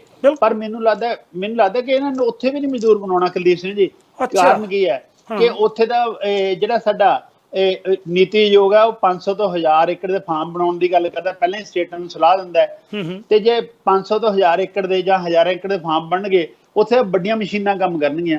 ਜੇ ਵੱਡੀਆਂ ਮਸ਼ੀਨਾਂ ਕੰਮ ਕਰਨੀਆਂ ਮਸ਼ੀਨ ਚਲਾਉਣ ਲਈ ਤਾਂ ਇੱਕੋ ਬੰਦਾ ਬਹੁਤ ਹੁੰਦਾ, ਇੱਕ ਤੋਂ ਬਾਅਦ ਘੱਟ ਬੰਦਿਆਂ ਦੀ ਲੋੜ ਹੁੰਦੀ ਹੈ। ਜਦ ਉਹ ਗੱਲ ਹੋਊਗੀ ਫਿਰ ਤੇ ਇਹਨਾਂ ਨੂੰ ਸ਼ਹਿਰਾਂ 'ਚ ਸਸਤੀ ਲੇਬਰ ਦੇ ਤੌਰ ਤੇ ਲਿਆਂਦਾ ਜਾਊਗਾ। ਪਰ ਸੋਚਣ ਵਾਲੀ ਗੱਲ ਹੈ ਸ਼ਹਿਰਾਂ ਵਿੱਚ ਜਿਹੜੇ ਉਦਯੋਗ ਨੇ ਉਹਨਾਂ ਦਾ ਇੰਪਲੋਇਮੈਂਟ ਗਰੋਥ ਰੇਟ ਬਹੁਤੇ ਸਬ ਸੈਕਟਰ ਦਾ ਹੁਣ ਵੀ ਨੈਗੇਟਿਵ ਹੈ, ਉਹਦਾ ਪਹਿਲਾਂ ਲੱਗਿਆ ਹੋਇਆ ਨੂੰ ਕੱਢ ਰਹੇ ਨੇ। ਜਿਹੜਾ ਸਰਵਿਸ ਸੈਕਟਰ ਹੈ ਉਹ 'ਚ ਬਹੁਤ ਥੋੜ੍ਹੀਆਂ ਨੌਕਰੀਆਂ ਨੇ, ਪਰ ਉਹ ਵਧੀਆ ਇੰਗਲਿਸ਼ ਬੋਲਣ ਵਾਲਿਆਂ ਨੂੰ ਤੇ ਕੰਪਿਊਟਰ ਦਾ ਕੰਮ ਜਿਹੜੇ ਚੰਗੀ ਤਰ੍ਹਾਂ ਜਾਣਦੇ ਨੇ ਇਹ ਉਹਨਾਂ ਲਈ ਨੇ। ਸਾਡਾ ਜਿਹੜਾ ਕਿਸਾਨ ਹੈ ਜਾਂ ਉਹਨਾਂ ਦੇ ਬੱਚੇ ਨੇ ਉਹ 'ਚੋਂ ਅਨਪੜ੍ਹ ਵੀ ਨੇ ਤੇ ਉਹਦੀ ਜਿਹੜੀ ਸਮੱਸਿਆ ਹੈ ਕਿ ਉਹਨਾਂ ਨੂੰ ਕੰਪਿਊਟਰ ਦਾ ਵੀ ਨਾਲ ਦਾ ਹੀ ਕੰਮ ਆਉਂਦਾ, ਮਾੜਾ ਮੋਟਾ ਫੋਨ ਦਾ ਬਟਨ ਦੱਬ ਲੈਂਦੇ ਨੇ ਤੇ ਫਿਰ ਉਹ ਜੌਬਸ ਬਹੁਤ ਘੱਟ ਹੈ ਤੇ ਉਹਨਾਂ ਦਾ ਜਿਹੜਾ ਇੰਪਲੋਇਮੈਂਟ ਦਾ ਮਿਆਰ ਹੈ ਬਹੁਤ ਨੀਮ ਹੈ ਕਿ ਜਿੰਨੇ ਕੁ ਪੈਸੇ ਦਿੰਦੇ ਨੇ ਉਹਦੇ ਨਾਲ ਤਾਂ ਸ਼ਹਿਰ 'ਚ ਇੱਕ ਕਮਰਾ ਕਿਰਾਏ ਤੇ ਲੈ ਕੇ ਰਹਿਣਾ ਵੀ ਔਖਾ ਹੁੰਦਾ। ਬਹੁਤ ਔਖਾ ਹੈ। ਡਾਕਟਰ ਸਾਹਿਬ ਤੁਹਾਡੇ ਕਹਿਣ ਤੋਂ ਭਾਵ ਇਹ ਹੈ ਕਿ ਤਿੰਨੇ ਵਰਗ, ਭਾਵੇਂ ਉਹ ਕਿਸਾਨ ਹੈ, ਭਾਵੇਂ ਉਹ ਮਜ਼ਦੂਰ ਹੈ, ਜਾਂ ਉਹਦੇ ਨਾਲ ਕੰਮ ਕਰਨ ਵਾਲੇ ਪੇਂਡੂ ਛੋਟਾ ਕਾਰੀਗਰ ਰਿਲੇਟਿਵ ਨੇ, ਉਹ ਤਿੰਨੇ ਬੜੀ ਬੁਰੀ ਤਰ੍ਹਾਂ ਪਸੀਜ ਰਹੇ ਨੇ। ਫਿਰ ਤਾਂ ਪਸੀਜੇ ਜਾਣੇ ਆ ਬਹੁਤ ਬੁਰੀ ਤਰ੍ਹਾਂ। ਇਹ ਦੇਖੋ ਜੀ, ਗੱਲ ਇਹ ਹੈ, ਜਦੋਂ ਕਾਰਪੋਰੇਟ ਫਾਰਮਿੰਗ ਅਸੀਂ ਅਪਣਾਵਾਂਗੇ, ਜਿਵੇਂ ਹਾਈਲੀ ਡਿਵੈਲਪ ਕੰਟਰੀ 'ਚ ਇਹ 1964 ਦੇ ਵਿੱਚ ਲੂਇਸ ਨੇ ਇੱਕ ਮਾਡਲ ਦਿੱਤਾ ਸੀ, ਹੈਨਾ, ਉਹ 'ਚ ਇਹ ਐਗਰੀਕਲਚਰ ਸੈਕਟਰ ਤੋਂ ਲੇਬਰ ਸ਼ਿਫਟ ਕਰਨ ਦੀ ਗੱਲ ਕੀਤੀ ਸੀ ਇਹ ਇੰਡਸਟਰੀਅਲ ਸੈਕਟਰ ਲਈ, ਤੇ ਹਾਈਲੀ ਡਿਵੈਲਪ ਕੰਟਰੀ 'ਚ ਉਹ ਲੇਬਰ ਸ਼ਿਫਟ ਹੋਈ ਸੀ, ਪਰ ਇੱਥੇ ਦੇ ਇੰਡਸਟਰੀਅਲ ਸੈਕਟਰ ਦੇ ਵਿੱਚ ਐਮਪਲੋਇਮੈਂਟ ਅਪਰਚੁਨਿਟੀ ਸੀ। ਤੇ ਜਿਹੜੇ ਹਾਈਲੀ ਡਿਵੈਲਪ ਕੰਟਰੀ ਹੈ, ਇਹਨਾਂ ਦੀ ਇੰਟਰਨੈਸ਼ਨਲ ਟ੍ਰੇਡ 'ਚ ਡਿਗਰੀ ਆਫ ਮੋਨੋਪੋਲੀ ਪਾਵਰ ਜ਼ਿਆਦਾ ਸੀ, ਤੇ ਜਿੰਨਾ ਸੈਕੰਡ ਵਰਲਡ ਤੇ ਥਰਡ ਵਰਲਡ ਦੇ ਵਿੱਚ ਉਹ ਨਫਾ ਕਮਾ ਕੇ ਲੈ ਕੇ ਆਉਂਦੇ ਸੀ, ਉਹ ਇੱਥੋਂ ਦੇ ਵਰਕਰ ਨੂੰ ਦਿੰਦੇ ਰਹੇ ਨੇ।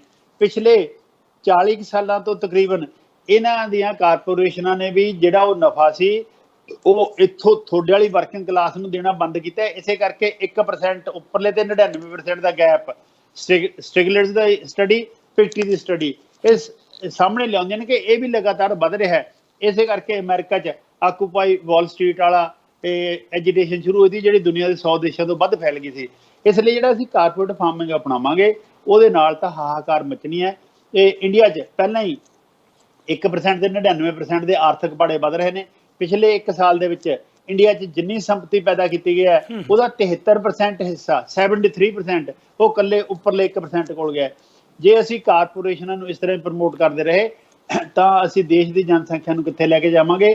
ਉਹਦੇ ਆਰਥਿਕ, ਸਮਾਜਿਕ, ਸੱਭਿਆਚਾਰਕ, ਰਾਜਸੀ ਤੇ ਬੌਧਿਕ ਪ੍ਰਦੂਸ਼ਣ ਜਾਂ ਵਿਗਾੜ ਕਹਿ ਤੇ ਸਹਿ ਹੋਣਗੇ, ਜਿਨ੍ਹਾਂ ਵੱਲ ਸਾਨੂੰ ਨਹੀਂ ਜਾਣਾ ਚਾਹੀਦਾ। ਜੀ, ਤੇ ਡਾਕਟਰ ਸਾਹਿਬ ਜਦੋਂ ਅਸੀਂ ਗੱਲ ਕਰਦੇ ਹਾਂ, ਹੁਣ ਤੁਸੀਂ ਮੱਧ ਸ਼੍ਰੇਣੀ ਪਰਿਵਾਰਾਂ ਦਾ ਵੀ ਦੱਸਿਆ ਵੀ ਉਹਨਾਂ ਦਾ ਵੀ ਬੜਾ ਔਖਾ ਆ।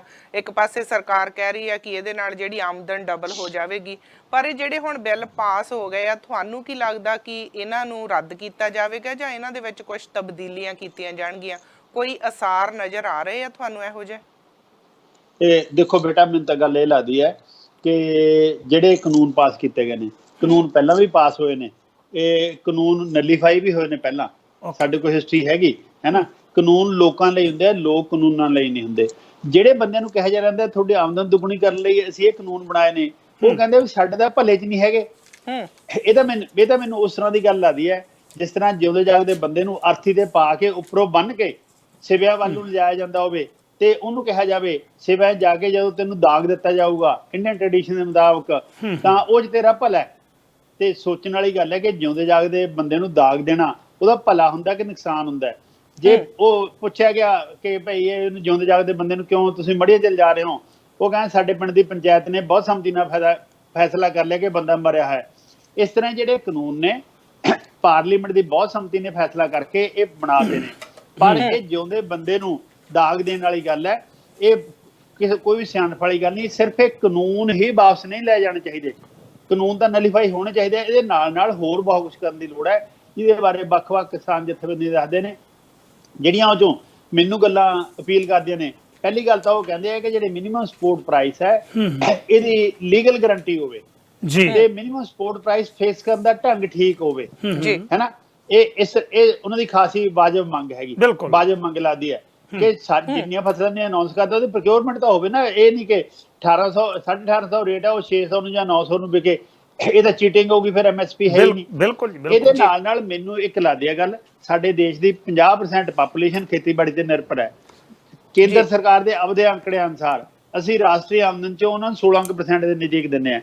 1951 ਚ ਸਾਡੇ ਦੇਸ਼ ਦੀ 82% ਪਾਪੂਲੇਸ਼ਨ ਖੇਤੀਬਾੜੀ ਦੇ ਨਿਰਭਰ ਸੀ, ਉਹਨੂੰ ਰਾਸ਼ਟਰੀ ਆਮਦਨ ਚੋਂ 55% ਦਿੰਦੇ ਸੀ। ਭਾਵੇਂ ਅੱਜ ਸਾਡੀ ਜਨਸੰਖਿਆ 50% ਦੇ ਨਜ਼ਦੀਕ ਆ ਗਈ ਹੈ, ਪਰ ਅਸੀਂ ਉਹਦਾ ਹਿੱਸਾ ਸਿਰਫ 16% ਦੇ ਨਜ਼ਦੀਕ ਕਰਤਾ ਹੈ। ਇਹਨੂੰ ਵਧਾਉਣਾ ਪਊਗਾ। ਖੇਤੀਬਾੜੀ ਖੇਤਰ ਲਈ ਨੀਤੀਆਂ, ਸਿਰਫ ਜਿਹੜੇ ਨਵੇਂ ਕਾਨੂੰਨ ਆ ਉਹਨਾਂ ਨੂੰ ਨਲੀਫਾਈ ਕਰਨ ਦਾ ਰੌਲਾ ਨਹੀਂ, ਉਸ ਤੋਂ ਬਿਨਾਂ ਵੀ ਇਸ ਤਰ੍ਹਾਂ ਬਣਾਉਣੀ ਪੈਣਗੀਆਂ। ਜਿਹੜਾ 50% ਲੋਕਾਂ ਦਾ ਹਿੱਸਾ 16% ਹੈ, ਉਹਨੂੰ ਵਧਾਉਣਾ ਪਊਗਾ ਜੀ। ਤੇ ਡਾਕਟਰ ਸਾਹਿਬ ਇੱਕ ਹੋਰ ਤੁਹਾਤੋਂ ਸਵਾਲ ਜਾਣਨਾ ਚਾਹੁੰਦੇ ਹਾਂ ਕਿ ਚੀਫ ਮਿਨਿਸਟਰ ਕੈਪਟਨ ਸਾਹਿਬ ਜੇ ਵਿਸ਼ੇਸ਼ ਸੈਸ਼ਨ ਦੇ ਵਿੱਚ ਪਾਸ ਹੋਣ ਤੇ ਇਹ ਬਿੱਲ ਪਾਸ ਹੋਣ ਤੇ ਜਾਂ ਉਹ ਇਹਨੂੰ ਰੱਦ ਕਰਾਉਂਦੇ ਆ ਜਾਂ ਰਿਜੈਕਟ ਕਰਦੇ ਆ, ਫਿਰ ਕੀ ਅਸਰ ਹੋਵੇਗਾ?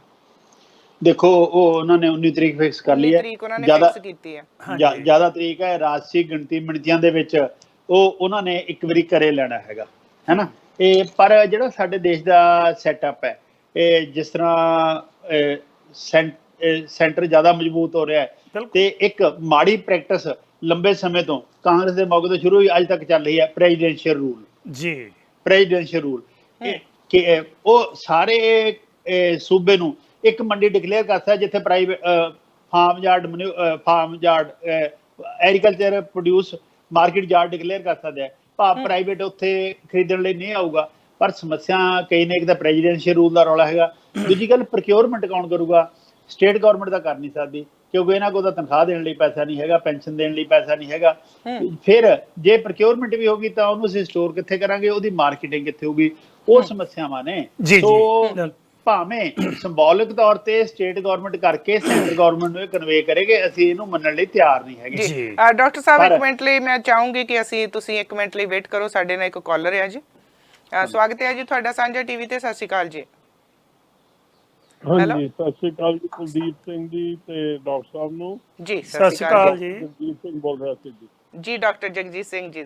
ਹਾਂਜੀ ਬਹੁਤ ਵਧੀਆ ਦੱਸ ਰਹੇ ਆ। ਮੈਂ ਕੁਐਸਚਨ ਮੇਰਾ ਇਹ ਹੈ ਕਿ ਜਿੱਦਾਂ ਦੇ ਜੇ ਏਦਾਂ ਦੇ ਹਾਲਾਤ ਚੱਲਦੇ ਪਏ ਆ ਤਾਂ ਜਿੱਦਾਂ ਅਸੀਂ ਦੇਖੀਦਾ ਵਰਲਡ ਵਿੱਚ ਜੀ ਅਨਰੈਸਟ ਹੋ ਜਾਂਦਾ ਹੈ ਜਾਂ ਸਿਵਲ ਵਾਰ ਵਰਗੇ ਐਟਮੋਸਫੀਅਰ ਪੈਦਾ ਹੋ ਜਾਂਦੇ ਆ ਜਾਂ ਕੋਈ ਏਦਾਂ ਦੇ ਕੋਈ ਦੇਖੋ ਐਜੂਕੇਸ਼ਨ ਐਂਡ ਹੈਲਥ ਸਰਵਿਸਿਜ਼ ਥੱਲੇ ਜਾਣਗੀਆਂ। ਬਿਲਕੁਲ ਜਿੱਦਾਂ ਡਾਕਟਰ ਨੇ ਦੱਸਿਆ, ਮੈਂ ਮੰਨ ਰਿਹਾ ਜੀ ਕਿ ਹੋ ਸਕਦਾ ਹੈਲਥ ਸਰਵਿਸਿਜ਼ ਤੇ ਐਜੂਕੇਸ਼ਨ ਬਹੁਤ ਥੱਲੇ ਚਲਾ ਜਾਏ ਜੀ ਇਸ ਨਾਲ। ਤੇ ਜੇ ਇਹ ਚੀਜ਼ਾਂ ਹੋ ਗਈਆਂ ਤੇ ਸਾਡੀ ਸੋਸਾਇਟੀ ਦਾ ਜਿਹੜਾ ਤਾਣਾ ਬਾਣਾ ਉਹ ਸਾਰੇ ਦਾ ਸਾਰਾ ਹਿਲ ਸਕਦਾ ਜੀ। ਇਹਦੇ ਬਾਰੇ ਡਾਕਟਰ ਸਾਹਿਬ ਕੀ ਕਹਿਣਗੇ? ਹਾਂਜੀ ਡਾਕਟਰ ਸਾਹਿਬ ਬਿਲਕੁਲ, ਥੈਂਕ ਯੂ ਤੁਹਾਡਾ ਡਾਕਟਰ ਜਗਜੀਤ ਸਿੰਘ ਜੀ ਸਾਨੂੰ ਫੋਨ ਕਰਨ ਲਈ, ਤੇ ਜਰੂਰ ਡਾਕਟਰ ਸਾਹਿਬ ਤੁਹਾਨੂੰ ਜਵਾਬ ਦਿੰਦੇ ਆ ਜੀ। ਹਾਂਜੀ ਡਾਕਟਰ ਸਾਹਿਬ। ਡਾਕਟਰ ਗਿਆਨ ਸਿੰਘ ਜੀ ਡਾਕਟਰ ਜਿਹੜਾ ਤੁਸੀਂ ਕਿਹਾ ਉਹਦੇ ਬਾਰੇ ਮੈਂ ਇੱਕ ਸੰਖੇਪ ਜਿਹਾ ਹਿੰਟ ਦੇ ਦਿੱਤਾ ਹੈ ਕਿ ਆਰਥਿਕ, ਸਮਾਜਿਕ, ਸੱਭਿਆਚਾਰਕ, ਰਾਜਸੀ ਤੇ ਬੌਧਿਕ ਪ੍ਰਦੂਸ਼ਣ ਜਾਂ ਵਿਗਾੜ ਆਉਣਗੇ ਜਿਹੜੇ ਇਕਾਇ ਤੇ ਅਸਹਿ ਸਮੱਸਿਆਵਾਂ ਪੈਦਾ ਕਰਨਗੇ। ਆਰਥਿਕ ਵਿਗਾੜ ਜਿਹੜਾ ਹੈਗਾ ਇਹ ਐਗਰੀਕਲਚਰ ਸੈਕਟਰ ਤੇ ਨਾਨ ਐਗਰੀਕਲਚਰ ਸੈਕਟਰ ਦਾ ਇਕਨੋਮਿਕ ਗੈਪ ਵਧੂਗਾ, ਉੱਪਰਲੇ 1% ਤੇ ਬਾਕੀ 99% ਦਾ ਵਧੂਗਾ। ਵਰਕਿੰਗ ਕਲਾਸ ਹੋਰ ਮਾੜੀਆਂ ਹਾਲਤਾਂ ਜਾਊਗੀ। ਸਮਾਜਿਕ ਸੱਭਿਆਚਾਰਕ ਪ੍ਰਦੂਸ਼ਣ, ਇਹ ਸਮਾਜਿਕ ਰਿਸ਼ਤੇ, ਅੱਜ ਜੇ ਕੋਈ ਪਿੰਡ 'ਚ ਗਰੀਬ ਬੰਦਾ ਹੈ ਤਾਂ ਪਿੰਡ ਦੇ ਕੁਝ ਅਮੀਰ ਬੰਦੇ ਕਦੇ ਨਾ ਕਦੇ ਉਹਦੀ ਮਦਦ ਕਰਨ ਲਈ ਤਿਆਰ ਹੈ, ਭਾਵੇਂ ਕਿ ਨਵੀਂ ਐਗਰੀਕਲਚਰ ਟੈਕਨੋਲੋਜੀ ਅਪਣਾਉਣ ਜਾਂ ਉਹਦੀ ਸਕਸੈਸ ਜਿਹਨੂੰ ਅਸੀਂ ਗ੍ਰੀਨ ਰੈਵੋਲੂਸ਼ਨ ਕਹਿੰਦੇ ਆ। ਉਸ ਤੋਂ ਬਾਅਦ ਇਹ ਰਿਸ਼ਤੇ ਕਮਜ਼ੋਰ ਹੋਏ ਨੇ, ਪਰ ਅੱਜ ਵੀ ਉੱਥੇ ਮਦਦ ਹੁੰਦੀ ਹੈ।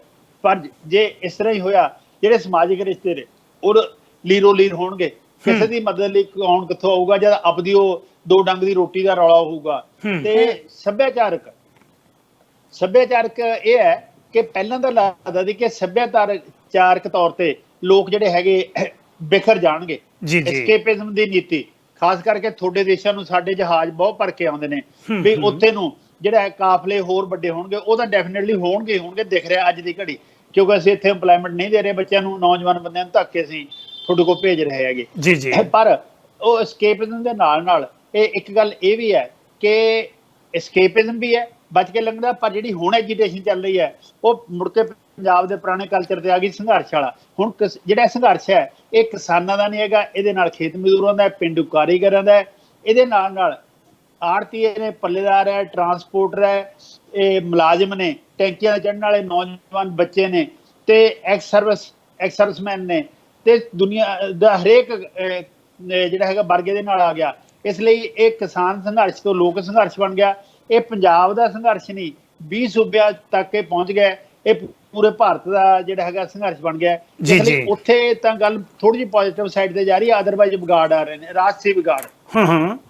ਇਹ ਡਾਕਟਰ ਸਾਹਿਬ ਨੇ ਜਿਹੜਾ ਪੁੱਛਿਆ, ਸਾਡੇ ਰਾਜਸੀ ਲੋਕ ਇਹ 1947 ਤੋਂ ਲੈ ਕੇ ਹੁਣ ਤੱਕ ਬਹੁਤ ਜ਼ਿਆਦਾ ਵਾਅਦੇ ਕਰਦੇ ਆ ਰਹੇ। ਜਦੋਂ ਵਾਅਦੇ ਪੂਰੇ ਨਹੀਂ ਹੁੰਦੇ ਫਿਰ ਦਾਅਵੇ ਕਰਨ ਲੱਗ ਜਾਂਦੇ ਨੇ। ਜਦੋਂ ਦਾਅਵੇ ਵੀ ਲੱਗਦਾ ਕਿ ਖੋਖਲੇ ਨੇ, ਮੁੜ ਕੇ ਨਵੇਂ ਵਾਅਦੇ ਕਰ ਦਿੰਦੇ ਆ। ਪਰ ਉਹ ਜਿਹੜਾ ਹੈਗਾ ਉਹ ਵੀ ਕੋਈ ਬਹੁਤ ਵਧੀਆ ਨਹੀਂ ਹੁੰਦਾ। ਕਿੰਨੀ ਕੁ ਦੇਰ ਵਾਅਦੇ, ਦਾਅਵੇ ਤੇ ਨਵੇਂ ਦਾਅਵੇ, ਉਸ ਤੋਂ ਬਾਅਦ ਤਾਂ ਗੱਲ ਕਿਤੇ ਹੋਰ ਆ ਜਾਂਦੀ ਹੈ। ਉਹ ਸੰਘਰਸ਼ਾਂ 'ਚ ਹੁੰਦੀ ਹੈ, ਉਹ ਸੰਘਰਸ਼ ਕਿੱਧਰ ਨੂੰ ਜਾਂਦੇ ਹੈ ਉਹ ਨਹੀਂ ਪਤਾ। ਪਰ ਜਿਹੜੇ ਲੋਕ ਇਹ ਰਾਜਸੀ ਪ੍ਰਦੂਸ਼ਣ ਫੈਲਾਉਂਦੇ ਆ, ਫਿਰ ਉਹਨਾਂ ਨੂੰ ਪਬਲਿਕ ਦੇ ਵਿੱਚ ਮੂਵ ਕਰਨਾ ਔਖਾ ਹੋ ਜਾਂਦਾ ਕਿ ਜਦ ਜਵਾਬਦੇਹੀ ਹੁੰਦੀ ਹੈ। ਹਾਲਾਂਕਿ ਜਵਾਬਦੇਹੀ ਹਮੇਸ਼ਾ ਹੀ ਲੋਕਤੰਤਰ ਤੇ ਸ਼ਾਂਤਮਈ ਢੰਗ ਨਾਲ ਹੋਣੀ ਚਾਹੀਦੀ ਹੈ, ਪਰ ਜਦ ਲੋਕ ਜਵਾਬਦੇਹੀ ਕਰਦੇ ਆ ਉਹ ਤੋਂ ਉਹ ਕੰਨੀ ਕਤਰਾਉਣਾ ਭੱਜਿਆ, ਫਿਰ ਉਹ ਪ੍ਰੋਬਲਮ ਹੋਊਗੀ। ਇਹ ਆਖਰੀ ਪ੍ਰਦੂਸ਼ਣ ਸਾਡਾ ਹੈਗਾ ਜੀ। ਸਾਡੇ ਕੁਝ ਭੈਣ ਭਰਾ ਬੌਧਿਕ ਪ੍ਰਦੂਸ਼ਣ, ਬੇਲੋੜਾ ਜ਼ਿਆਦਾ ਇਕੱਠਾ ਕਰਕੇ ਫੇਰ ਵੀ ਲਾਲਸਾ ਚੋਂ ਨਹੀਂ ਨਿਕਲਦੇ, ਫਿਰ ਉਹ 2+2 ਨੂੰ 3 ਜਾਂ 5 ਪ੍ਰੂਵ ਕਰਨ 'ਚ ਲੱਗੇ ਰਹਿੰਦੇ ਨੇ। ਜਦੋਂ ਕੋਈ ਲੋੜ ਨਹੀਂ ਹੁੰਦੀ ਹੈਗੀ 2+2 ਨੂੰ 4 ਹੀ ਦੱਸਣਾ ਚਾਹੀਦਾ ਹੈ। ਬੌਧਿਕ ਪ੍ਰਦੂਸ਼ਣ ਨਾ ਉਹ ਡਾਟਾ ਕੋਲੋਂ ਲੈ ਕੇ ਅੰਕੜਿਆਂ ਦਾ ਜਾਲ ਬੁਣਦੇ ਨੇ, ਕਨਕਲੂਜਨ ਓਰੀਐਂਟਡ ਸਟੱਡੀ ਕਰਦੇ ਆ। ਇੱਕ ਉਹਨਾਂ ਦਾ ਦੱਸਿਆ ਨਤੀਜਾ ਇਹ ਹੁੰਦਾ ਜਾਂ ਪ੍ਰਚਾਰਿਆ ਜਾਂਦਾ ਕਿ ਜਿਹੜੇ ਲੋਕ ਹਾਸ਼ੀਏ ਤੇ ਹੁੰਦੇ ਨੇ ਉਹਨਾਂ ਦਾ ਉੱਜੜਨਾ ਉਹਨਾਂ ਦੇ ਆਪਦੇ ਹੱਕ 'ਚ ਹੁੰਦਾ ਜੀ। ਮੈਨੂੰ ਲੱਗਦਾ ਕਿ ਉਜਾੜਾ ਕਦੇ ਵੀ ਕਿਸੇ ਦੇ ਹੱਕ 'ਚ ਨਹੀਂ ਹੁੰਦਾ ਹੈਗਾ। ਉਜਾੜਾ ਤਾਂ ਮਤਲਬ ਮਾੜੇ ਪਾਸੇ ਨੂੰ ਜਾਂਦਾ ਹੈਗਾ, ਇਸ ਲਈ ਉੱਥੇ ਬੌਧਿਕ ਪ੍ਰਦੂਸ਼ਣ ਵੀ ਆਉਂਦਾ। ਇਕਾਇਤ ਤੇ ਸਿਹਤ ਸਮੱਸਿਆਵਾਂ, ਇਹ ਸਾਰੇ ਗੱਲਾਂ ਦੇ ਵਿੱਚੋਂ ਕੀ ਨਿਕਲੂਗਾ? ਇੱਥੇ ਮੈਂ ਇਹ ਕਹਿਣਾ ਚਾਹੁੰਦਾ ਇਹਦੇ ਬਾਰੇ ਕ੍ਰਾਈਮ ਵੀ ਨਿਕਲ ਸਕਦਾ ਹੈ, ਇਹਦੇ ਪਾਸੇ ਅਸੀਂ ਗਲਤ ਪਾਸਿਆਂ ਨੂੰ ਵੀ ਜਾਂਦੇ ਹਾਂ, ਇਹਦੇ ਪਾਸੇ ਥੱਲੇ ਵਾਲੇ ਪਾਸੇ ਨੂੰ ਵੀ ਆ ਸਕਦੇ ਹਾਂ। ਉਹ ਇਕਾਇਤ ਤੇ ਹਿੱਸਾ ਹੈ, ਉਹ ਤੋਂ ਬਚਣ ਲਈ, ਦੇਸ਼ ਨੂੰ ਬਚਾਉਣ ਲਈ, ਪੂਰੇ ਸੋਸਾਇਟੀ ਨੂੰ ਬਚਾਉਣ ਲਈ ਇਸ ਪਾਸੇ ਨੂੰ ਜਾਣ ਤੋਂ ਰੁਕਣਾ ਚਾਹੀਦਾ ਹੈ। ਤੇ ਡਾਕਟਰ ਸਾਹਿਬ ਤੁਹਾਨੂੰ ਲੱਗਦਾ ਕਿ ਐਮਰਜੈਂਸੀ ਲੱਗ ਸਕਦੀ ਹੈ ਜਿੱਦਾਂ 1975 ਵਿੱਚ ਲੱਗੀ ਸੀ? ਕੋਈ ਹੈ ਅਸਾਰ? ਕਿਉਂਕਿ ਹੁਣ ਬਹੁਤ ਵੱਡੇ ਲੈਵਲ ਤੇ ਜੇ ਅੰਦੋਲਨ ਵੱਧ ਰਹੇ ਹੈਗੇ, ਲੋਕੀ ਸੜਕਾਂ ਤੇ ਨਿਕਲ ਕੇ ਆ ਰਹੇ ਹੈਗੇ, ਇਹ ਧਰਨੇ ਨਹੀਂ ਰੁਕ ਰਹੇ ਹੈਗੇ, ਇਹ ਆਏ ਦਿਨ ਇਹਨਾਂ ਦੀ ਤਾਦਾਦ ਵੱਧ ਰਹੀ ਹੈਗੀ ਆ, ਕਿਉਂਕਿ ਇੱਕ ਕਹਿ ਲਓ ਕਿ ਬੜੇ ਥੋਪੇ ਜਾ ਰਹੇ ਉਹਨਾਂ ਦੇ ਉੱਤੇ, ਉਹ ਜ਼ੁਲਮ ਹੋ ਰਿਹਾ ਹੈਗਾ। ਸੋ ਤੁਹਾਨੂੰ ਲੱਗਦਾ ਇਹੋ ਜਿਹਾ ਕੋਈ ਅਸਾਰ? ਬੇਟਾ ਦੇਖੋ, ਇਹ ਤਾਂ ਐਮਰਜੈਂਸੀ ਲਾਉਣੀ ਨਾ ਲਾਉਣੀ ਹਾਕਮਾਂ ਦਾ ਰੌਲਾ ਹੁੰਦਾ ਹੈ ਨਾ, ਪਰ ਹਾਕਮਾਂ ਨੂੰ ਇਹ ਚੰਗੀ ਤਰ੍ਹਾਂ ਪਤਾ ਹੋਣਾ ਚਾਹੀਦਾ ਹੈ ਜਿਨ੍ਹਾਂ ਨੇ ਪਹਿਲਾਂ ਐਮਰਜੈਂਸੀ ਲਾਈ ਸੀ ਉਹਦਾ ਹਾਲ ਕੀ ਹੋਇਆ ਸੀ, ਹੈ ਨਾ। ਜਿਹੜੇ ਪੱਧਰ ਤੇ ਇਹ ਸੰਘਰਸ਼ ਚੱਲ ਰਿਹਾ ਹੈਗਾ ਤੇ ਸ਼ਾਂਤਮਈ ਤੇ ਲੋਕਤੰਤਰਿਕ ਹੈ, ਇੱਕ ਥੋੜਾ ਜਿਹਾ ਕੋਈ ਸ਼ਰਾਰਤੀ ਅੰਸਰ ਆ ਕੇ ਕਿਤੇ ਨਾ ਕਿਤੇ ਗਲਤ ਕਰਨ ਦੀ ਕੋਸ਼ਿਸ਼ ਕਰਦੇ ਆ, ਉਹਨੂੰ ਕਿਸਾਨ ਜਥੇਬੰਦੀਆਂ ਜਾਂ ਸੰਘਰਸ਼ ਵਾਲੀ ਜਥੇਬੰਦੀਆਂ ਬਹੁਤ ਚੰਗੇ ਤਰੀਕੇ ਨਾਲ ਸਾਂਭ ਲੈਂਦੀਆਂ ਨੇ, ਹੈ ਨਾ। ਇਸ ਲਈ ਜਿਹੜਾ ਹੈਗਾ ਇਹਦੇ ਐਮਰਜੈਂਸੀ ਲਾਉਣ ਬਾਰੇ, ਪ੍ਰੈਜ਼ੀਡੈਂਸ਼ੀਅਲ ਰੂਲ ਲਾਉਣ ਬਾਰੇ ਬਿਲਕੁਲ ਨਹੀਂ ਸੋਚਣਾ ਚਾਹੀਦਾ। ਇਸੇ ਲਈ ਮੈਂ ਇੱਕ ਟਰਮ ਵਰਤੀ ਸੀ, ਸੰਘੀ ਢਾਂਚੇ ਦੀ ਸੰਘੀ ਕੁੱਟਣਾ। ਸਾਨੂੰ ਸੰਘੀ ਢਾਂਚੇ ਦੀ ਸੰਘੀ ਨਹੀਂ ਕੁੱਟਣੀ ਚਾਹੀਦੀ, ਸਗੋਂ ਸੂਬੇ ਆਪਦੇ ਆਰਥਿਕ, ਸਮਾਜਿਕ, ਸੱਭਿਆਚਾਰਕ, ਭੂਗੋਲਿਕ ਅਤੇ ਬਾਇਓਲੋਜੀਕਲ ਵੱਖ-ਵੱਖ ਪੱਖਾਂ ਤੋਂ ਵੱਖ-ਵੱਖ ਹੁੰਦੇ ਹੋਏ ਆਪ ਗਰੋ ਕਰਨ, ਉਹਦੇ ਨਾਲ ਦੇਸ਼ ਗਰੋ ਕਰੇ। ਜੇ ਅਸੀਂ ਉਹਨਾਂ ਦੀ ਸੰਘੀ ਕੁੱਟਣ ਲੱਗੇ ਫਿਰ ਪੂਰਾ ਦੇਸ਼ ਕਿਵੇਂ ਗਰੋ ਕਰੂਗਾ? ਇਸ ਲਈ ਜਿਹੜੀਆਂ ਐਕਸਟ੍ਰੀਮ ਦੀਆਂ ਸਿਚੁਏਸ਼ਨ ਹੁੰਦੀਆਂ ਨੇ ਉਹਨੂੰ ਆਪਣੇ ਲੋਕਾਂ ਤੇ ਨਹੀਂ ਲਾਈਦਾ ਹੁੰਦਾ ਤੇ ਆਮ ਹਾਲਾਤਾਂ 'ਚ ਨਹੀਂ ਲਾਈਦਾ। ਕੋਈ ਹਾਲਾਤ ਸਾਨੂੰ ਬਾਹਰਲੇ ਦੇਸ਼ ਤੋਂ ਖਤਰਾ ਹੋਵੇ, ਉੱਥੇ ਕੋਈ ਗੱਲ ਹੋਵੇ, ਉਹ ਸੋਚੀ ਜਾ ਸਕਦੀ ਹੈ, ਪਰ ਇਸ ਤਰ੍ਹਾਂ ਦੇ ਕਰਨ ਬਾਰੇ ਮੇਰਾ ਖਿਆਲ ਹੈ ਹਾਕਮਾਂ ਨੂੰ ਨਹੀਂ ਸੋਚਣਾ ਚਾਹੀਦਾ ਜੀ।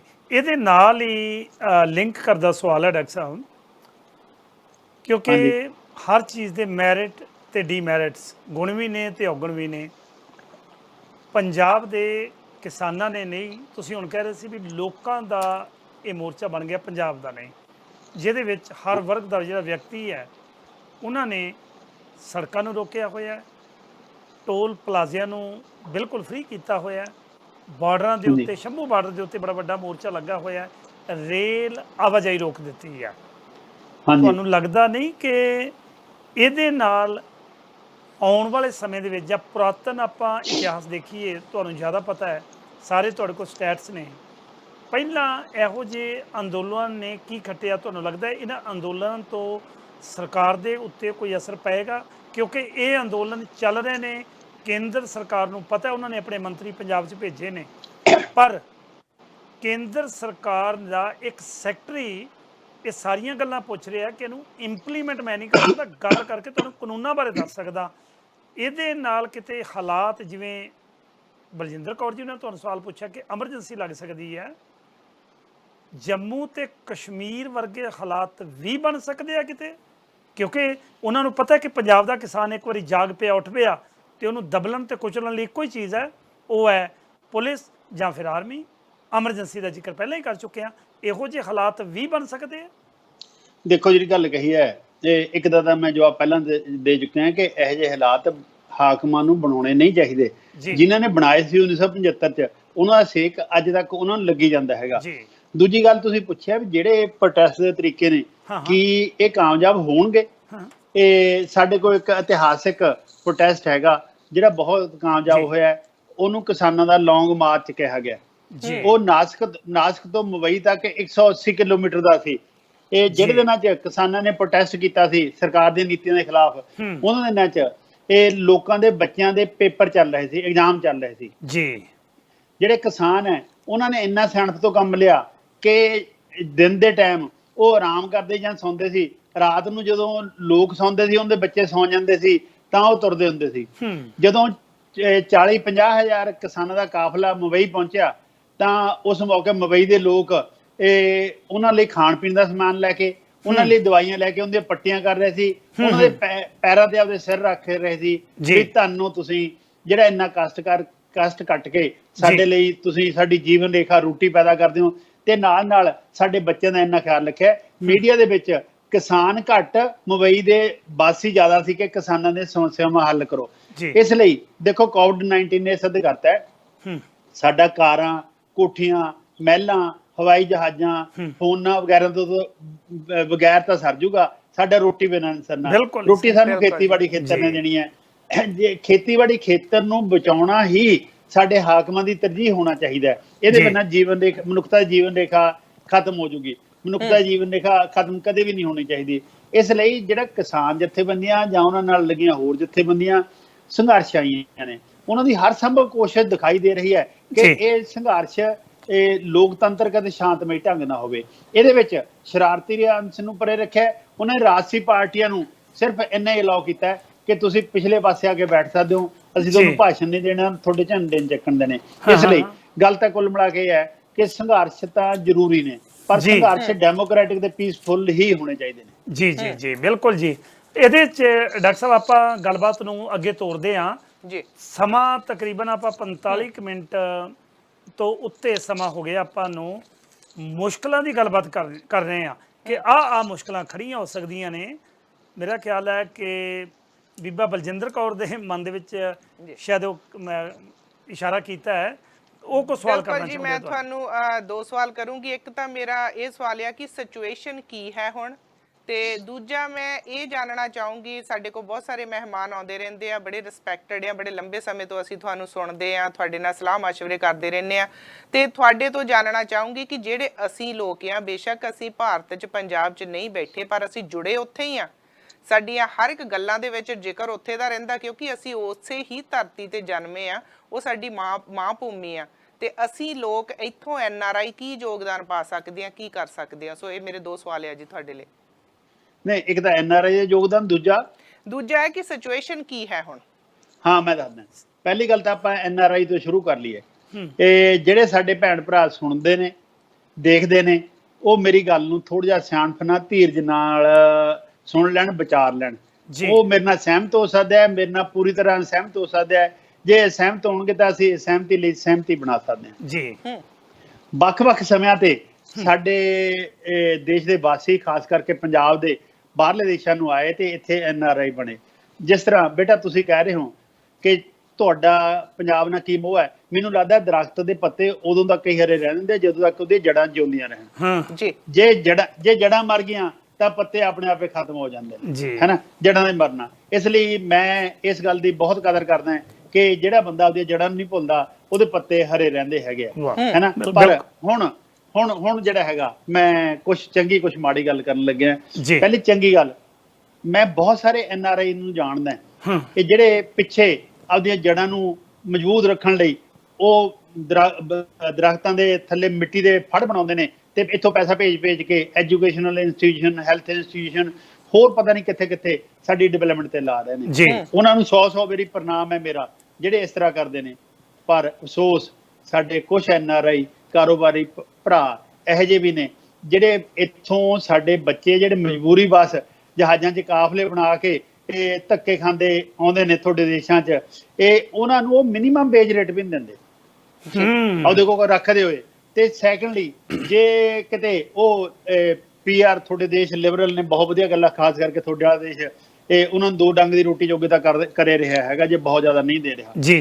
ਤੇ ਜੇ ਉਹਨਾਂ ਨੂੰ PR ਮਿਲ ਜਾਂਦੀ ਹੈ, ਫਿਰ ਇਹੀ ਜਿਹੜੇ ਕਾਰੋਬਾਰੀ NRI ਆ, ਉਹਨਾਂ 'ਚ ਥੋੜੇ ਜਿਹੜੇ ਅਮਰਵੇਲ ਦਾ ਰੂਪ ਧਾਰ ਚੁੱਕੇ ਨੇ। ਉਹ ਅਮਰਵੇਲ ਜਿਵੇਂ ਦਰਖਤ ਨੂੰ ਖਾ ਜਾਂਦੇ ਆ, ਉਹ ਅਮਰਵੇਲ ਸਾਡੇ ਇੱਥੇ ਵਾਲੇ ਬੱਚਿਆਂ ਨੂੰ ਖਾ ਰਹੀ ਹੈ। ਉਹਨਾਂ ਦਾ ਢਿੱਡ ਨੂੰ ਗੱਠਾਂ ਦੇ ਕੇ ਜੁੜਿਆ ਹੈ ਪੈਸਾ ਲੈ ਕੇ ਉਹਨਾਂ ਨੂੰ ਕਹਿੰਦੇ ਤੁਹਾਡਾ ਕਾਰੋਬਾਰ 'ਚ ਹਿੱਸਾ ਪਾਵਾਂਗੇ, ਪਰ ਬਾਅਦ 'ਚ ਪਤਾ ਲੱਗਦਾ 20 ਸਾਲ ਬਾਅਦ, 25 ਸਾਲ ਬਾਅਦ, ਜਦੋਂ ਮਤਲਬ ਬੜੇ ਹੋ ਜਾਂਦੇ ਨੇ, ਵੀ ਭਾਈ ਸਾਹਿਬ ਆਪਦੇ ਨਾਂ ਕਰਾ ਕੇ ਸਾਰਾ ਕੁਝ ਅਮਰਵੇਲ ਖਾਏ ਗਈ, ਹੈ ਨਾ। ਸਾਨੂੰ ਉਹਨਾਂ NRI ਦੀ ਲੋੜ ਨਹੀਂ ਹੈ ਬਰਜਿੰਦਰ ਬੇਟਾ, ਸਾਨੂੰ ਤਾਂ ਉਹਨਾਂ NRI ਦੀ ਲੋੜ ਹੈ ਜਿਹੜੇ ਆਪਦੀਆਂ ਜੜਾਂ ਨੂੰ ਢੱਕਦੇ ਨੇ, ਜੜਾਂ ਨੂੰ ਸਿੰਜਦੇ ਨੇ। NRI ਦਾ ਰੋਲ ਬਹੁਤ ਵੱਡਾ ਹੈ, ਤੇ ਸਮੱਤ ਦੇਣ 'ਚ ਵੀ ਹੈਗਾ ਪਾਰਟਿਸਿਪੇਸ਼ਨ 'ਚ ਵੀ ਹੈਗਾ, ਡਿਵੈਲਪਮੈਂਟ 'ਚ ਵੀ ਹੈਗਾ, ਪਰ ਜੀ। NRI ਦੀਆਂ ਜੜ੍ਹਾਂ ਨੇ, ਜਿੰਨੀਆਂ ਢਕੋਗੇ ਜਿੰਨੀਆਂ ਸਿੰਜੋਗੇ ਉਹਨੇ ਤੁਹਾਡੇ ਪੱਤੇ ਕੋਈ ਹਰੇ ਨਹੀਂ। ਰਹਿਣਗੇ। ਜੀ, ਡਾਕਟਰ ਤੇ ਸਾਹਿਬ, ਸੋਲੂਸ਼ਨ ਇੱਥੇ- ਕੀ ਹੈ ਜੀ? ਇੱਕ ਲਾਸਟ Last- ਸਵਾਲ ਆ, ਹਾਂ, ਹਾਂ। ਸੋਲੂਸ਼ਨ ਕੀ ਹੈ ਹੁਣ ਇਸ ਗੱਲ ਦਾ, ਸਾਰੀ ਦਾ ਜਿਹੜਾ ਅਸੀਂ ਅੰਦੋਲਨ ਚੱਲ ਰਿਹਾ ਹੈਗੇ ਆ ਕਿਸਾਨਾਂ ਦੇ, ਇਹਦਾ ਕੀ ਹੱਲ ਕੀ ਆ, ਅਸੀਂ ਕੀ ਸੋਚ ਸਕਦੇ, ਤੁਸੀਂ ਕੀ ਕਹਿਣਾ ਚਾਹੋਗੇ ਇਹਦੇ ਬਾਰੇ? ਦੇਖੋ, ਮੈਨੂੰ ਗੱਲ ਇਹ ਲੱਗਦੀ ਹੈ ਕਿ ਜਿਹੜੀ ਹੁਣ ਸੰਘਰਸ਼ ਦੀ ਗੱਲ ਹੈ, ਇੱਕ ਤਾਂ ਉਹਨਾਂ ਨੇ ਅੱਜ ਡਿਸਾਈਡ ਕਰਨਾ ਵੀ ਉਹ ਕਿੱਧਰ ਨੂੰ ਸੰਘਰਸ਼ ਲੈ ਕੇ ਜਾਂਦੀਆਂ ਜਥੇਬੰਦੀਆਂ, ਹੈ ਨਾ। ਪਰ ਜਿਸ ਤਰ੍ਹਾਂ ਮੈਂ ਪਹਿਲਾਂ ਦੱਸਿਆ, ਨਾ ਇਹ ਪੰਜਾਬ ਦਾ ਸੰਘਰਸ਼ ਹੈ, ਪੂਰੇ ਦੇਸ਼ ਦਾ ਸੰਘਰਸ਼ ਹੋ ਗਿਆ, ਨਾ ਇਹ ਕਿਸਾਨਾਂ ਦਾ ਸੰਘਰਸ਼ ਹੈ, ਇਹ ਲੋਕ ਸੰਘਰਸ਼ ਬਣ ਚੁੱਕਿਆ। ਗੱਲ ਇਹ ਹੈਗੀ ਕਿ ਜੇ ਜੀਵਨ ਰੇਖਾ, ਜਿਹੜੀ ਜ਼ਿੰਦਗੀ ਮਨੁੱਖਤਾ ਜੀਵਨ ਰੇਖਾ, ਉਹਨੂੰ ਅਸੀਂ ਚੱਲਦੇ ਰੱਖਣਾ ਹੈ, ਤਾਂ ਬਣਦੀ ਗੱਲ ਇਹ ਹੈਗੀ ਕਿ ਇਹ ਸਾਨੂੰ ਖੇਤੀਬਾੜੀ ਖੇਤਰ ਨੂੰ ਉਹਦਾ ਬਣਦਾ ਦੇਣਾ ਪਊਗਾ। ਸਿਰਫ ਰੌਲਾ MSP ਦੇ ਪ੍ਰੋਕਿਉਰਮੈਂਟ ਦਾ ਨਹੀਂ, ਸਾਨੂੰ ਖੇਤੀਬਾੜੀ ਖੇਤਰ 'ਚ ਕੰਮ ਕਰਨ ਵਾਲੇ ਕਿਸਾਨਾਂ, ਖੇਤ ਮਜ਼ਦੂਰਾਂ, ਪਿੰਡ ਛੋਟੇ ਕਾਰੀਗਰਾਂ, ਉਹਨਾਂ ਤੇ ਨਿਰਭਰ ਲੋਕਾਂ ਨੂੰ ਇਹ ਘੱਟੋ ਘੱਟ ਆਮਦਨ ਦਾ ਉਹ ਪੱਧਰ ਦੇਣਾ ਪਊਗਾ ਜਿਹਦੇ ਨਾਲ ਜ਼ਿੰਦਗੀ ਦੀਆਂ ਮੁੱਢਲੀਆਂ 7 ਲੋੜਾਂ, ਰੋਟੀ, ਕੱਪੜਾ, ਮਕਾਨ, ਸਿੱਖਿਆ, ਸਿਹਤ ਸੰਭਾਲ, ਸਾਫ਼ ਵਾਤਾਵਰਨ ਅਤੇ ਸਮਾਜਿਕ ਸੁਰੱਖਿਆ ਸਤਿਕਾਰਯੋਗ ਢੰਗ ਨਾਲ ਪੂਰੀਆਂ ਹੋ ਸਕਣ। ਫੇਰ ਹੀ ਜਿਹੜੇ ਉਹ ਬੰਦੇ ਨੇ ਉਹ ਦਿਲ ਲਾ ਕੇ ਕੰਮ ਕਰਨਗੇ। ਇੱਕ ਗੱਲ ਅਕਸਰ ਮਿੱਥ ਹੈ ਜਿਹੜੀ ਪੰਜਾਬ 'ਚ ਕਹੀ ਜਾਂਦੀ ਹੈ ਕਿ ਸਾਡਾ ਨੌਜਵਾਨ ਪੰਜਾਬ 'ਚ ਖੇਤੀਬਾੜੀ 'ਚ ਕੰਮ ਨਹੀਂ ਕਰਨਾ ਚਾਹੁੰਦਾ। ਇਹ ਇੱਕ ਬੰਦਾ, ਉਹਨੇ 1964 'ਚ ਟਰਾਂਸਫਾਰਮਿੰਗ ਟ੍ਰੈਡੀਸ਼ਨਲ ਐਗਰੀਕਲਚਰ ਦਾ ਥੀਸਿਸ ਦਿੱਤਾ, ਜਿਹੜਾ ਬੁੱਕ ਦੀ ਫਾਰਮ 'ਚ ਹੈ, ਉਹਦਾ ਨਾਂ ਹੈਗਾ ਸ਼ੁੱਧ। ਭਾਵੇਂ ਉਹ ਪ੍ਰੋ ਕਾਰਪੋਰੇਟ ਇਕੋਨੋਮਿਸਟ ਹੈ, ਪਰ ਉਹਦੇ ਕੰਮ ਬਾਰੇ ਇਹ ਕਹਿ ਜਾਂਦਾ ਜਦੋਂ ਤੱਕ ਦੁਨੀਆ ਦੇ ਵਿੱਚ ਖੇਤੀਬਾੜੀ ਦੀਆਂ ਸਮੱਸਿਆਵਾਂ ਰਹਿਣਗੀਆਂ, ਉਦੋਂ ਤੱਕ ਸ਼ੁੱਧ ਦਾ ਕੰਮ ਵੀ ਇੰਪੋਰਟੈਂਟ ਰਹੂਗਾ। ਸ਼ੁੱਧ ਕਹਿੰਦਾ ਜਿਹੜੇ ਸਾਡੇ ਵਰਗੇ ਦੇਸ਼ ਨੇ, ਇੰਡੀਆ ਵਰਗੇ, ਇਹਨਾਂ 'ਚ ਕਿਸਾਨ ਜਾਂ ਖੇਤੀਬਾੜੀ 'ਚ ਕੰਮ ਕਰਨ ਵਾਲੇ ਲੋਕ ਘੱਟ ਕੰਮ ਕਰਦੇ ਨੇ। ਕਹਿੰਦਾ ਉਹ ਘੱਟ ਕੰਮ ਇਸ ਲਈ ਨਹੀਂ ਕਰਦੇ ਕਿ ਉਹ ਵਿਹਲੇ ਨੇ, ਕੰਮੇ ਨੇ, ਸਗੋਂ ਘੱਟ ਕੰਮ ਇਸ ਲਈ ਕਰਦੇ ਨੇ ਕਿ ਕੰਮ ਕਰਨ ਤੋਂ ਬਾਅਦ ਉਹਨਾਂ ਦੇ ਪੱਲੇ 'ਚ ਘੱਟ ਪੈਂਦਾ। ਉਹੀ ਬੱਚੇ ਤੁਹਾਡੇ ਕੋਲ ਆ ਕੇ ਮੈਂ ਉਹ ਕੰਮ ਕਰਦੇ ਦੇਖੇ ਨੇ ਜਿਹਨੂੰ ਸ਼ਾਇਦ ਉਹਨਾਂ ਨੇ ਕਦੇ ਇੰਡੀਆ 'ਚ ਸੁਪਨੇ 'ਚ ਵੀ ਨਾ ਸੋਚਿਆ ਹੋਵੇ, ਕਿਉਂਕਿ ਇੱਥੇ ਡਾਲਰ ਮਿਲਦਾ, ਡਾਲਰ ਦੀ ਕਨਵਰਸ਼ਨ ਹੈਗੀ, ਜਾਂ $4 ਚੋਂ 4 ਸੈਂਟ ਕਿਤੇ ਨਾ ਕਿਤੇ ਜਮ੍ਹਾਂ ਹੋਣ ਦੀ ਪੋਸੀਬਿਲਿਟੀ ਰਹਿੰਦੀ ਹੈਗੀ। ਇਸ ਲਈ ਗੱਲ ਤਾਂ ਇਹ ਹੈਗੀ ਕਿ ਜਿਹੜਾ ਕੁਝ ਹੋਣਾ ਚਾਹੀਦਾ ਹੈ, ਸਾਨੂੰ ਹੁਣ ਸਾਡਾ ਆਰਥਿਕ ਵਿਕਾਸ ਮਾਡਲ ਕਾਰਪੋਰੇਟ ਪੱਖੀ ਹੈ, ਉਹ 1% ਤੇ 99% 'ਚ ਆਰਥਿਕ ਗੈਪ ਵਧਾ ਰਿਹਾ ਹੈ। ਸਾਡਾ ਯੋਜਨਾਬੰਦੀ ਦਾ ਪੀਰੀਅਡ 1951 ਤੋਂ 1980 ਮੰਨਿਆ ਗਿਆ, ਉਹ ਸਾਡਾ ਆਰਥਿਕ ਪਾੜਾ ਘਟਿਆ। ਜਦ ਤੋਂ ਅਸੀਂ LPG ਮਾਡਲ 1991 ਤੋਂ ਸ਼ੁਰੂ ਕੀਤਾ ਹੈ, ਨਵੀਆਂ ਆਰਥਿਕ ਨੀਤੀਆਂ ਨਾਲ ਪ੍ਰੋ ਕਾਰਪੋਰੇਟ, ਸਾਡਾ ਆਰਥਿਕ ਪਾੜਾ ਵੱਧਦਾ ਹੈ। ਇਸ ਲਈ ਸਾਨੂੰ ਉਹਦਾ ਆਰਥਿਕ ਵਿਕਾਸ ਦਾ ਮਾਡਲ ਲੋਕ ਪੱਖੀ ਅਤੇ ਕੁਦਰਤ ਪੱਖੀ ਬਣਾਉਣਾ ਪਊਗਾ। ਉਹਦੇ ਨਾਲ ਸਾਡੀਆਂ ਜ਼ਿਆਦਾ ਸਮੱਸਿਆਵਾਂ ਹੱਲ ਹੋਣਗੀਆਂ ਤੇ ਸਾਡੇ ਲੋਕ ਸੁਖੀ ਵਸਣਗੇ, ਸਾਡਾ ਦੇਸ਼ ਸੁਖੀ ਵਸੂਗਾ। ਤੇ ਨਾਲੇ ਤੁਸੀਂ ਜਿਹੜੇ ਸਾਡੇ ਪੱਤੇ ਹਰੇ ਹੋ, ਜਦ ਤੁਸੀਂ ਜੜਾਂ ਢੱਕ ਲਓਗੇ, ਤੁਸੀਂ ਵੀ ਜ਼ਿਆਦਾ ਚਮਕੋਗੇ, ਜ਼ਿਆਦਾ ਹਰੇ ਰਹੋਗੇ। ਡਾਕਟਰ ਸਾਹਿਬ, ਦਿਲ ਤਾਂ ਬਹੁਤ ਕਰਦਾ ਤੁਹਾਡੇ ਨਾਲ ਖੁੱਲ੍ਹ ਕੇ ਹੋਰ ਗੱਲਾਂ ਕਰੀਏ, ਪਰ ਘੜੀ ਦੀਆਂ ਸੂਈਆਂ ਘੂਰ ਕੇ ਸਾਡੇ ਵੱਲ ਦੇਖਣ ਲੱਗ ਪਈਆਂ ਨੇ। ਜਿਹੜੀ ਗੱਲ ਤੁਸੀਂ ਕੀਤੀ ਹੈ ਕਿ ਸਾਨੂੰ ਉਸ ਮਿੱਟੀ ਨਾਲ ਪਿਆਰ ਹੈ, ਉੱਥੇ ਦੇ ਕਿਸਾਨਾਂ ਦੀ ਚਿੰਤਾ ਹੈ, ਤੁਹਾਨੂੰ ਪੰਜਾਬ ਬੈਠਿਆਂ ਨੂੰ, ਪੰਜਾਬੋਂ ਗਏ ਜਿਹੜੇ ਨੌਜਵਾਨ ਸਾਡੇ ਪੜ੍ਹਨ ਆਏ ਨੇ, ਜਿਹੜੇ ਲੁੱਟੇ ਜਾ ਰਹੇ ਨੇ, ਉਹਦੇ ਲਈ ਕੁਝ ਮੀਡੀਆ ਸੱਚ ਬੋਲਣ ਵਾਲਾ ਬੈਠਾ ਹੈ। ਕਾਂਗਿਆਰੀ ਜਦੋਂ ਕੱਦੂ ਕਰੀਦਾ, ਕੱਦੂ ਕਰਕੇ ਜ਼ਮੀਨ ਤਿਆਰ ਕਰਕੇ ਉਹਦੇ ਝੋਨਾ ਜੀਰੀ ਲਾਈ ਦੀ ਹੈ, ਬੜੀ ਕੋਸ਼ਿਸ਼ ਕਰੀਦੀ ਹੈ ਵੀ ਸਫਾਈ ਦੇ ਨਾਲ ਉਹ ਫਸਲ ਉੱਗੇ, ਪਰ ਵਿੱਚੋਂ ਕਾਂਗਿਆਰੀ ਕਿਤੇ ਨਾ ਕਿਤੇ ਉੱਗੇ ਆਉਂਦੀ ਹੈ। ਸਾਡੀ ਕਮਿਊਨਿਟੀ ਜਿਹੜੀ ਕਾਂਗਿਆਰੀ ਬੈਠੀ ਹੈ, ਜਿਹੜਾ ਇੱਥੇ ਪੰਜਾਬੀ ਮੀਡੀਆ ਬੈਠਾ ਹੈ, ਉਹਨਾਂ ਦੀ ਧੌਣਾ ਨੂੰ ਹੱਥ ਪੈ ਚੁੱਕਾ ਹੈ। ਬਹੁਤ ਵੱਡੇ ਇਮੀਗ੍ਰੇਸ਼ਨ ਦੇ ਜਿਹੜੇ ਸਮਗਲਰ ਨੇ, ਜਿਹੜੇ ਲੁੱਟ ਰਹੇ ਨੇ, ਉਹ ਬਹੁਤ ਥੋੜੀ ਤੁਸੀਂ ਦੇਖੋਗੇ ਜਲਦੀ ਉਹ ਜੇਲ੍ਹਾਂ ਦੀਆਂ ਸਲਾਖਾਂ ਪਿੱਛੇ ਜਾਣਗੇ। ਉਹਦਾ ਕਾਰਨ ਸੱਚ ਬੋਲਣ ਵਾਲਾ ਮੀਡੀਆ ਅੱਜ ਵੀ ਬੈਠਾ ਹੈ। ਤੁਹਾਡਾ ਤਹਿ ਦਿਲੋਂ ਧੰਨਵਾਦ। ਤੁਹਾਡੀ ਚਿੰਤਾ ਹੈ ਜਿਹੜੀ ਬੱਚਿਆਂ ਦੇ ਲਈ, ਅਸੀਂ ਮਾਪੇ ਹਾਂ, ਅਸੀਂ ਇੱਥੇ ਦੇ ਵਪਾਰੀ ਵੀ ਹਾਂ, ਪਰ ਇੱਥੇ ਧਿਆਨ ਰੱਖੀਦਾ ਪੂਰਾ ਕਿ ਮੀਡੀਆ 'ਚ ਹੋਣ ਦੇ ਨਾਤੇ ਕਿਸੇ ਨਾਲ ਇਸ ਤਰ੍ਹਾਂ ਦੀ ਧੋਖਾਧੜੀ ਨਾ ਹੋਵੇ। ਇਹ ਤੁਹਾਡੇ ਨਾਲ ਸਾਡਾ ਵਾਅਦਾ ਹੈ ਤੇ ਅਸੀਂ ਤੁਹਾਡੇ ਤੋਂ ਇਹ ਵਾਅਦਾ ਲੈਂਦੇ ਹਾਂ ਕਿ ਪੰਜਾਬ ਦੇ ਕਿਸਾਨਾਂ ਨੂੰ ਜਾਗਰੂਕ ਕਰਨ ਲਈ, ਐਜੂਕੇਟ ਕਰਨ ਲਈ ਤੁਸੀਂ ਆਪਣਾ ਪੂਰਾ ਵਾਹ ਲਾਓਗੇ, ਤਾਂ ਜੋ ਪੰਜਾਬ ਦਾ ਕਿਸਾਨ ਜਿਹੜਾ ਕੇਂਦਰ ਸਰਕਾਰ ਵੱਲੋਂ ਲੁੱਟਣ ਦਾ ਪੂਰਾ ਉਹਨਾਂ ਨੇ ਪਿੰਜਰਾ ਜਾਲ ਬੁਣ ਲਿਆ, ਉਹ ਤੋਂ ਤੁਹਾਡੇ ਵਰਗੇ ਜਿਹੜੇ ਮਹਾਨ ਅਰਥ ਸ਼ਾਸਤਰੀ ਨੇ ਉਹੀ ਬਚਾ ਸਕਦੇ ਨੇ। ਦਿਲ ਦੀਆਂ ਗਹਿਰਾਈਆਂ 'ਚ ਇੱਕ ਵਾਰੀ ਫਿਰ ਤੁਹਾਡਾ ਧੰਨਵਾਦ। ਮੈਂ ਤੁਹਾਡਾ ਬਹੁਤ ਜ਼ਿਆਦਾ ਧੰਨਵਾਦ ਕਰਦਾ ਤੇ ਤੁਹਾਡੇ ਨਾਲ ਪ੍ਰੋਮਿਸ ਕਰਦਾ ਕਿ ਮੈਂ ਜ਼ਿੰਦਗੀ ਦੇ ਆਖਰੀ ਦਮ ਤੱਕ ਇਮਾਨਦਾਰੀ ਨਾਲ ਕੰਮ ਕਰਦਾ ਰਹੂੰਗਾ। ਪਰ ਜਿਹੜੇ ਸਾਡੇ ਅਮਰਵੇਲ ਟਾਈਪ NRI ਨੇ, ਉਹ ਸਮੱਤ ਉਹਨਾਂ ਨੂੰ ਤੁਸੀਂ ਬਖਸ਼ੋ, ਤਾਂ ਕਿ ਉਹ ਇਹ ਦੇਖ ਸਕਣਗੇ ਇਹ ਉਹਨਾਂ ਦੇ ਹੀ ਬੱਚੇ ਨੇ ਜਿਨ੍ਹਾਂ ਦਾ ਗਲ ਘੁੱਟਦੇ ਆ, ਨਾ ਘੁੱਟਣ। ਬਹੁਤ ਬਹੁਤ ਧੰਨਵਾਦ। ਥੈਂਕ ਯੂ ਜੀ ਤੁਹਾਡਾ। ਥੈਂਕ ਯੂ ਡਾਕਟਰ, ਸਤਿ ਸ਼੍ਰੀ ਅਕਾਲ। ਬਿਲਕੁਲ ਕੁਲਦੀਪ ਸਿੰਘ ਜੀ, ਬਹੁਤ ਵਧੀਆ ਜਿਹੜੀ ਗੱਲਬਾਤ ਰਹੀ ਸਾਡੀ। ਔਰ ਹੁਣ ਜਿਹੜਾ ਸਾਡਾ ਸਮਾਂ ਕਹਿ ਰਿਹਾ ਕਿ ਬਸ ਕਰੋ ਹੁਣ ਤੁਸੀਂ, ਕਿਉਂਕਿ ਸਾਡੇ ਤੋਂ ਬਾਅਦ ਪੁਨੀਤ ਰੈਡੀ ਹੋਏ ਬੈਠੇ ਹੋਣੇ ਆ ਸਾਫ਼ ਤੇ ਸਪਸ਼ਟ ਸ਼ੋਅ ਲੈ ਕੇ। ਬਸ ਕਰੀਏ ਆਪਾਂ, ਕਹਿੰਦੇ ਬਸ ਕਰੋ ਹੁਣ, ਟਾਈਮ ਠੀਕ ਹੋ ਹੈ ਜੀ। ਗਿਆ। ਫਿਰ ਅੱਜ ਦਾ ਪ੍ਰੋਗਰਾਮ ਇੱਥੇ ਸਮਾਪਤ ਕਰਦੇ ਹਾਂ। ਸਤਿ Thank you ਸ਼੍ਰੀ ਜੀ, ਅਕਾਲ। ਸਤਿ ਸ਼੍ਰੀ ਅਕਾਲ ਜੀ। ਸੋ ਬਿਲਕੁਲ ਜੀ, ਇਹ ਸਨ ਮੇਰੇ ਨਾਲ ਸੀਨੀਅਰ ਜਰਨਲਿਸਟ ਕੁਲਦੀਪ ਸਿੰਘ ਜੀ ਤੇ ਸਾਡੇ ਨਾਲ ਡਾਕਟਰ ਗਿਆਨ ਸਿੰਘ ਜੀ, ਜਿਨ੍ਹਾਂ ਨੇ ਪੰਜਾਬ ਤੋਂ ਖਾਸ ਤੌਰ ਤੇ ਸ਼ਿਰਕਤ ਕੀਤੀ। ਔਰ ਸਵੇਰੇ ਮੇਰੀ ਤੁਹਾਡੇ ਨਾਲ ਫੇਰ ਮੁਲਾਕਾਤ ਹੋਵੇਗੀ ਖਬਰਸਾਰ ਬਿਹਾਈਂਡ ਦਾ ਨਿਊਜ਼ ਸਵੇਰੇ 10 ਵਜੇ ਤੋਂ ਲੈ ਕੇ 11 ਵਜੇ ਤੱਕ। ਤੇ ਖਾਸ ਇੱਕ ਹੋਰ ਮਹਿਮਾਨ ਪੰਜਾਬ ਤੋਂ ਹੀ ਹੋਣਗੇ ਤੇ ਬਹੁਤ ਵੱਡੇ ਵੱਡੇ ਖੁਲਾਸੇ ਹੋਣਗੇ। ਕਈ ਕਹਿੰਦੇ ਗੱਲਾਂ ਇਹੋ ਜਿਹੀਆਂ ਹੁੰਦੀਆਂ ਜਿਹੜੀਆਂ ਅਸੀਂ ਸੁਣਦੇ ਸੀ ਪਰ ਉਹਨਾਂ ਤੋਂ ਪੜਦੇ ਚੁੱਕਾਂਗੇ। ਸਵੇਰੇ ਇੱਕ ਖਾਸ ਸ਼ੋਅ ਲੈ ਕੇ ਫੇਰ ਸ਼ਾਮਲ ਹੋਵਾਂਗੇ ਤੁਹਾਡੇ ਨਾਲ। ਤਦ ਤੱਕ ਤੁਸੀਂ ਰੱਖਿਓ ਖਿਆਲ। ਮੇਰੇ ਵੱਲੋਂ ਦੇਖ ਰਿਹਾ ਸਾਰੇ ਹੀ ਪਰਿਵਾਰਾਂ ਨੂੰ ਪਿਆਰ, ਅਦਬ ਤੇ ਸਤਿਕਾਰ ਸਹਿਤ ਸਤਿ ਸ਼੍ਰੀ ਅਕਾਲ ਜੀ।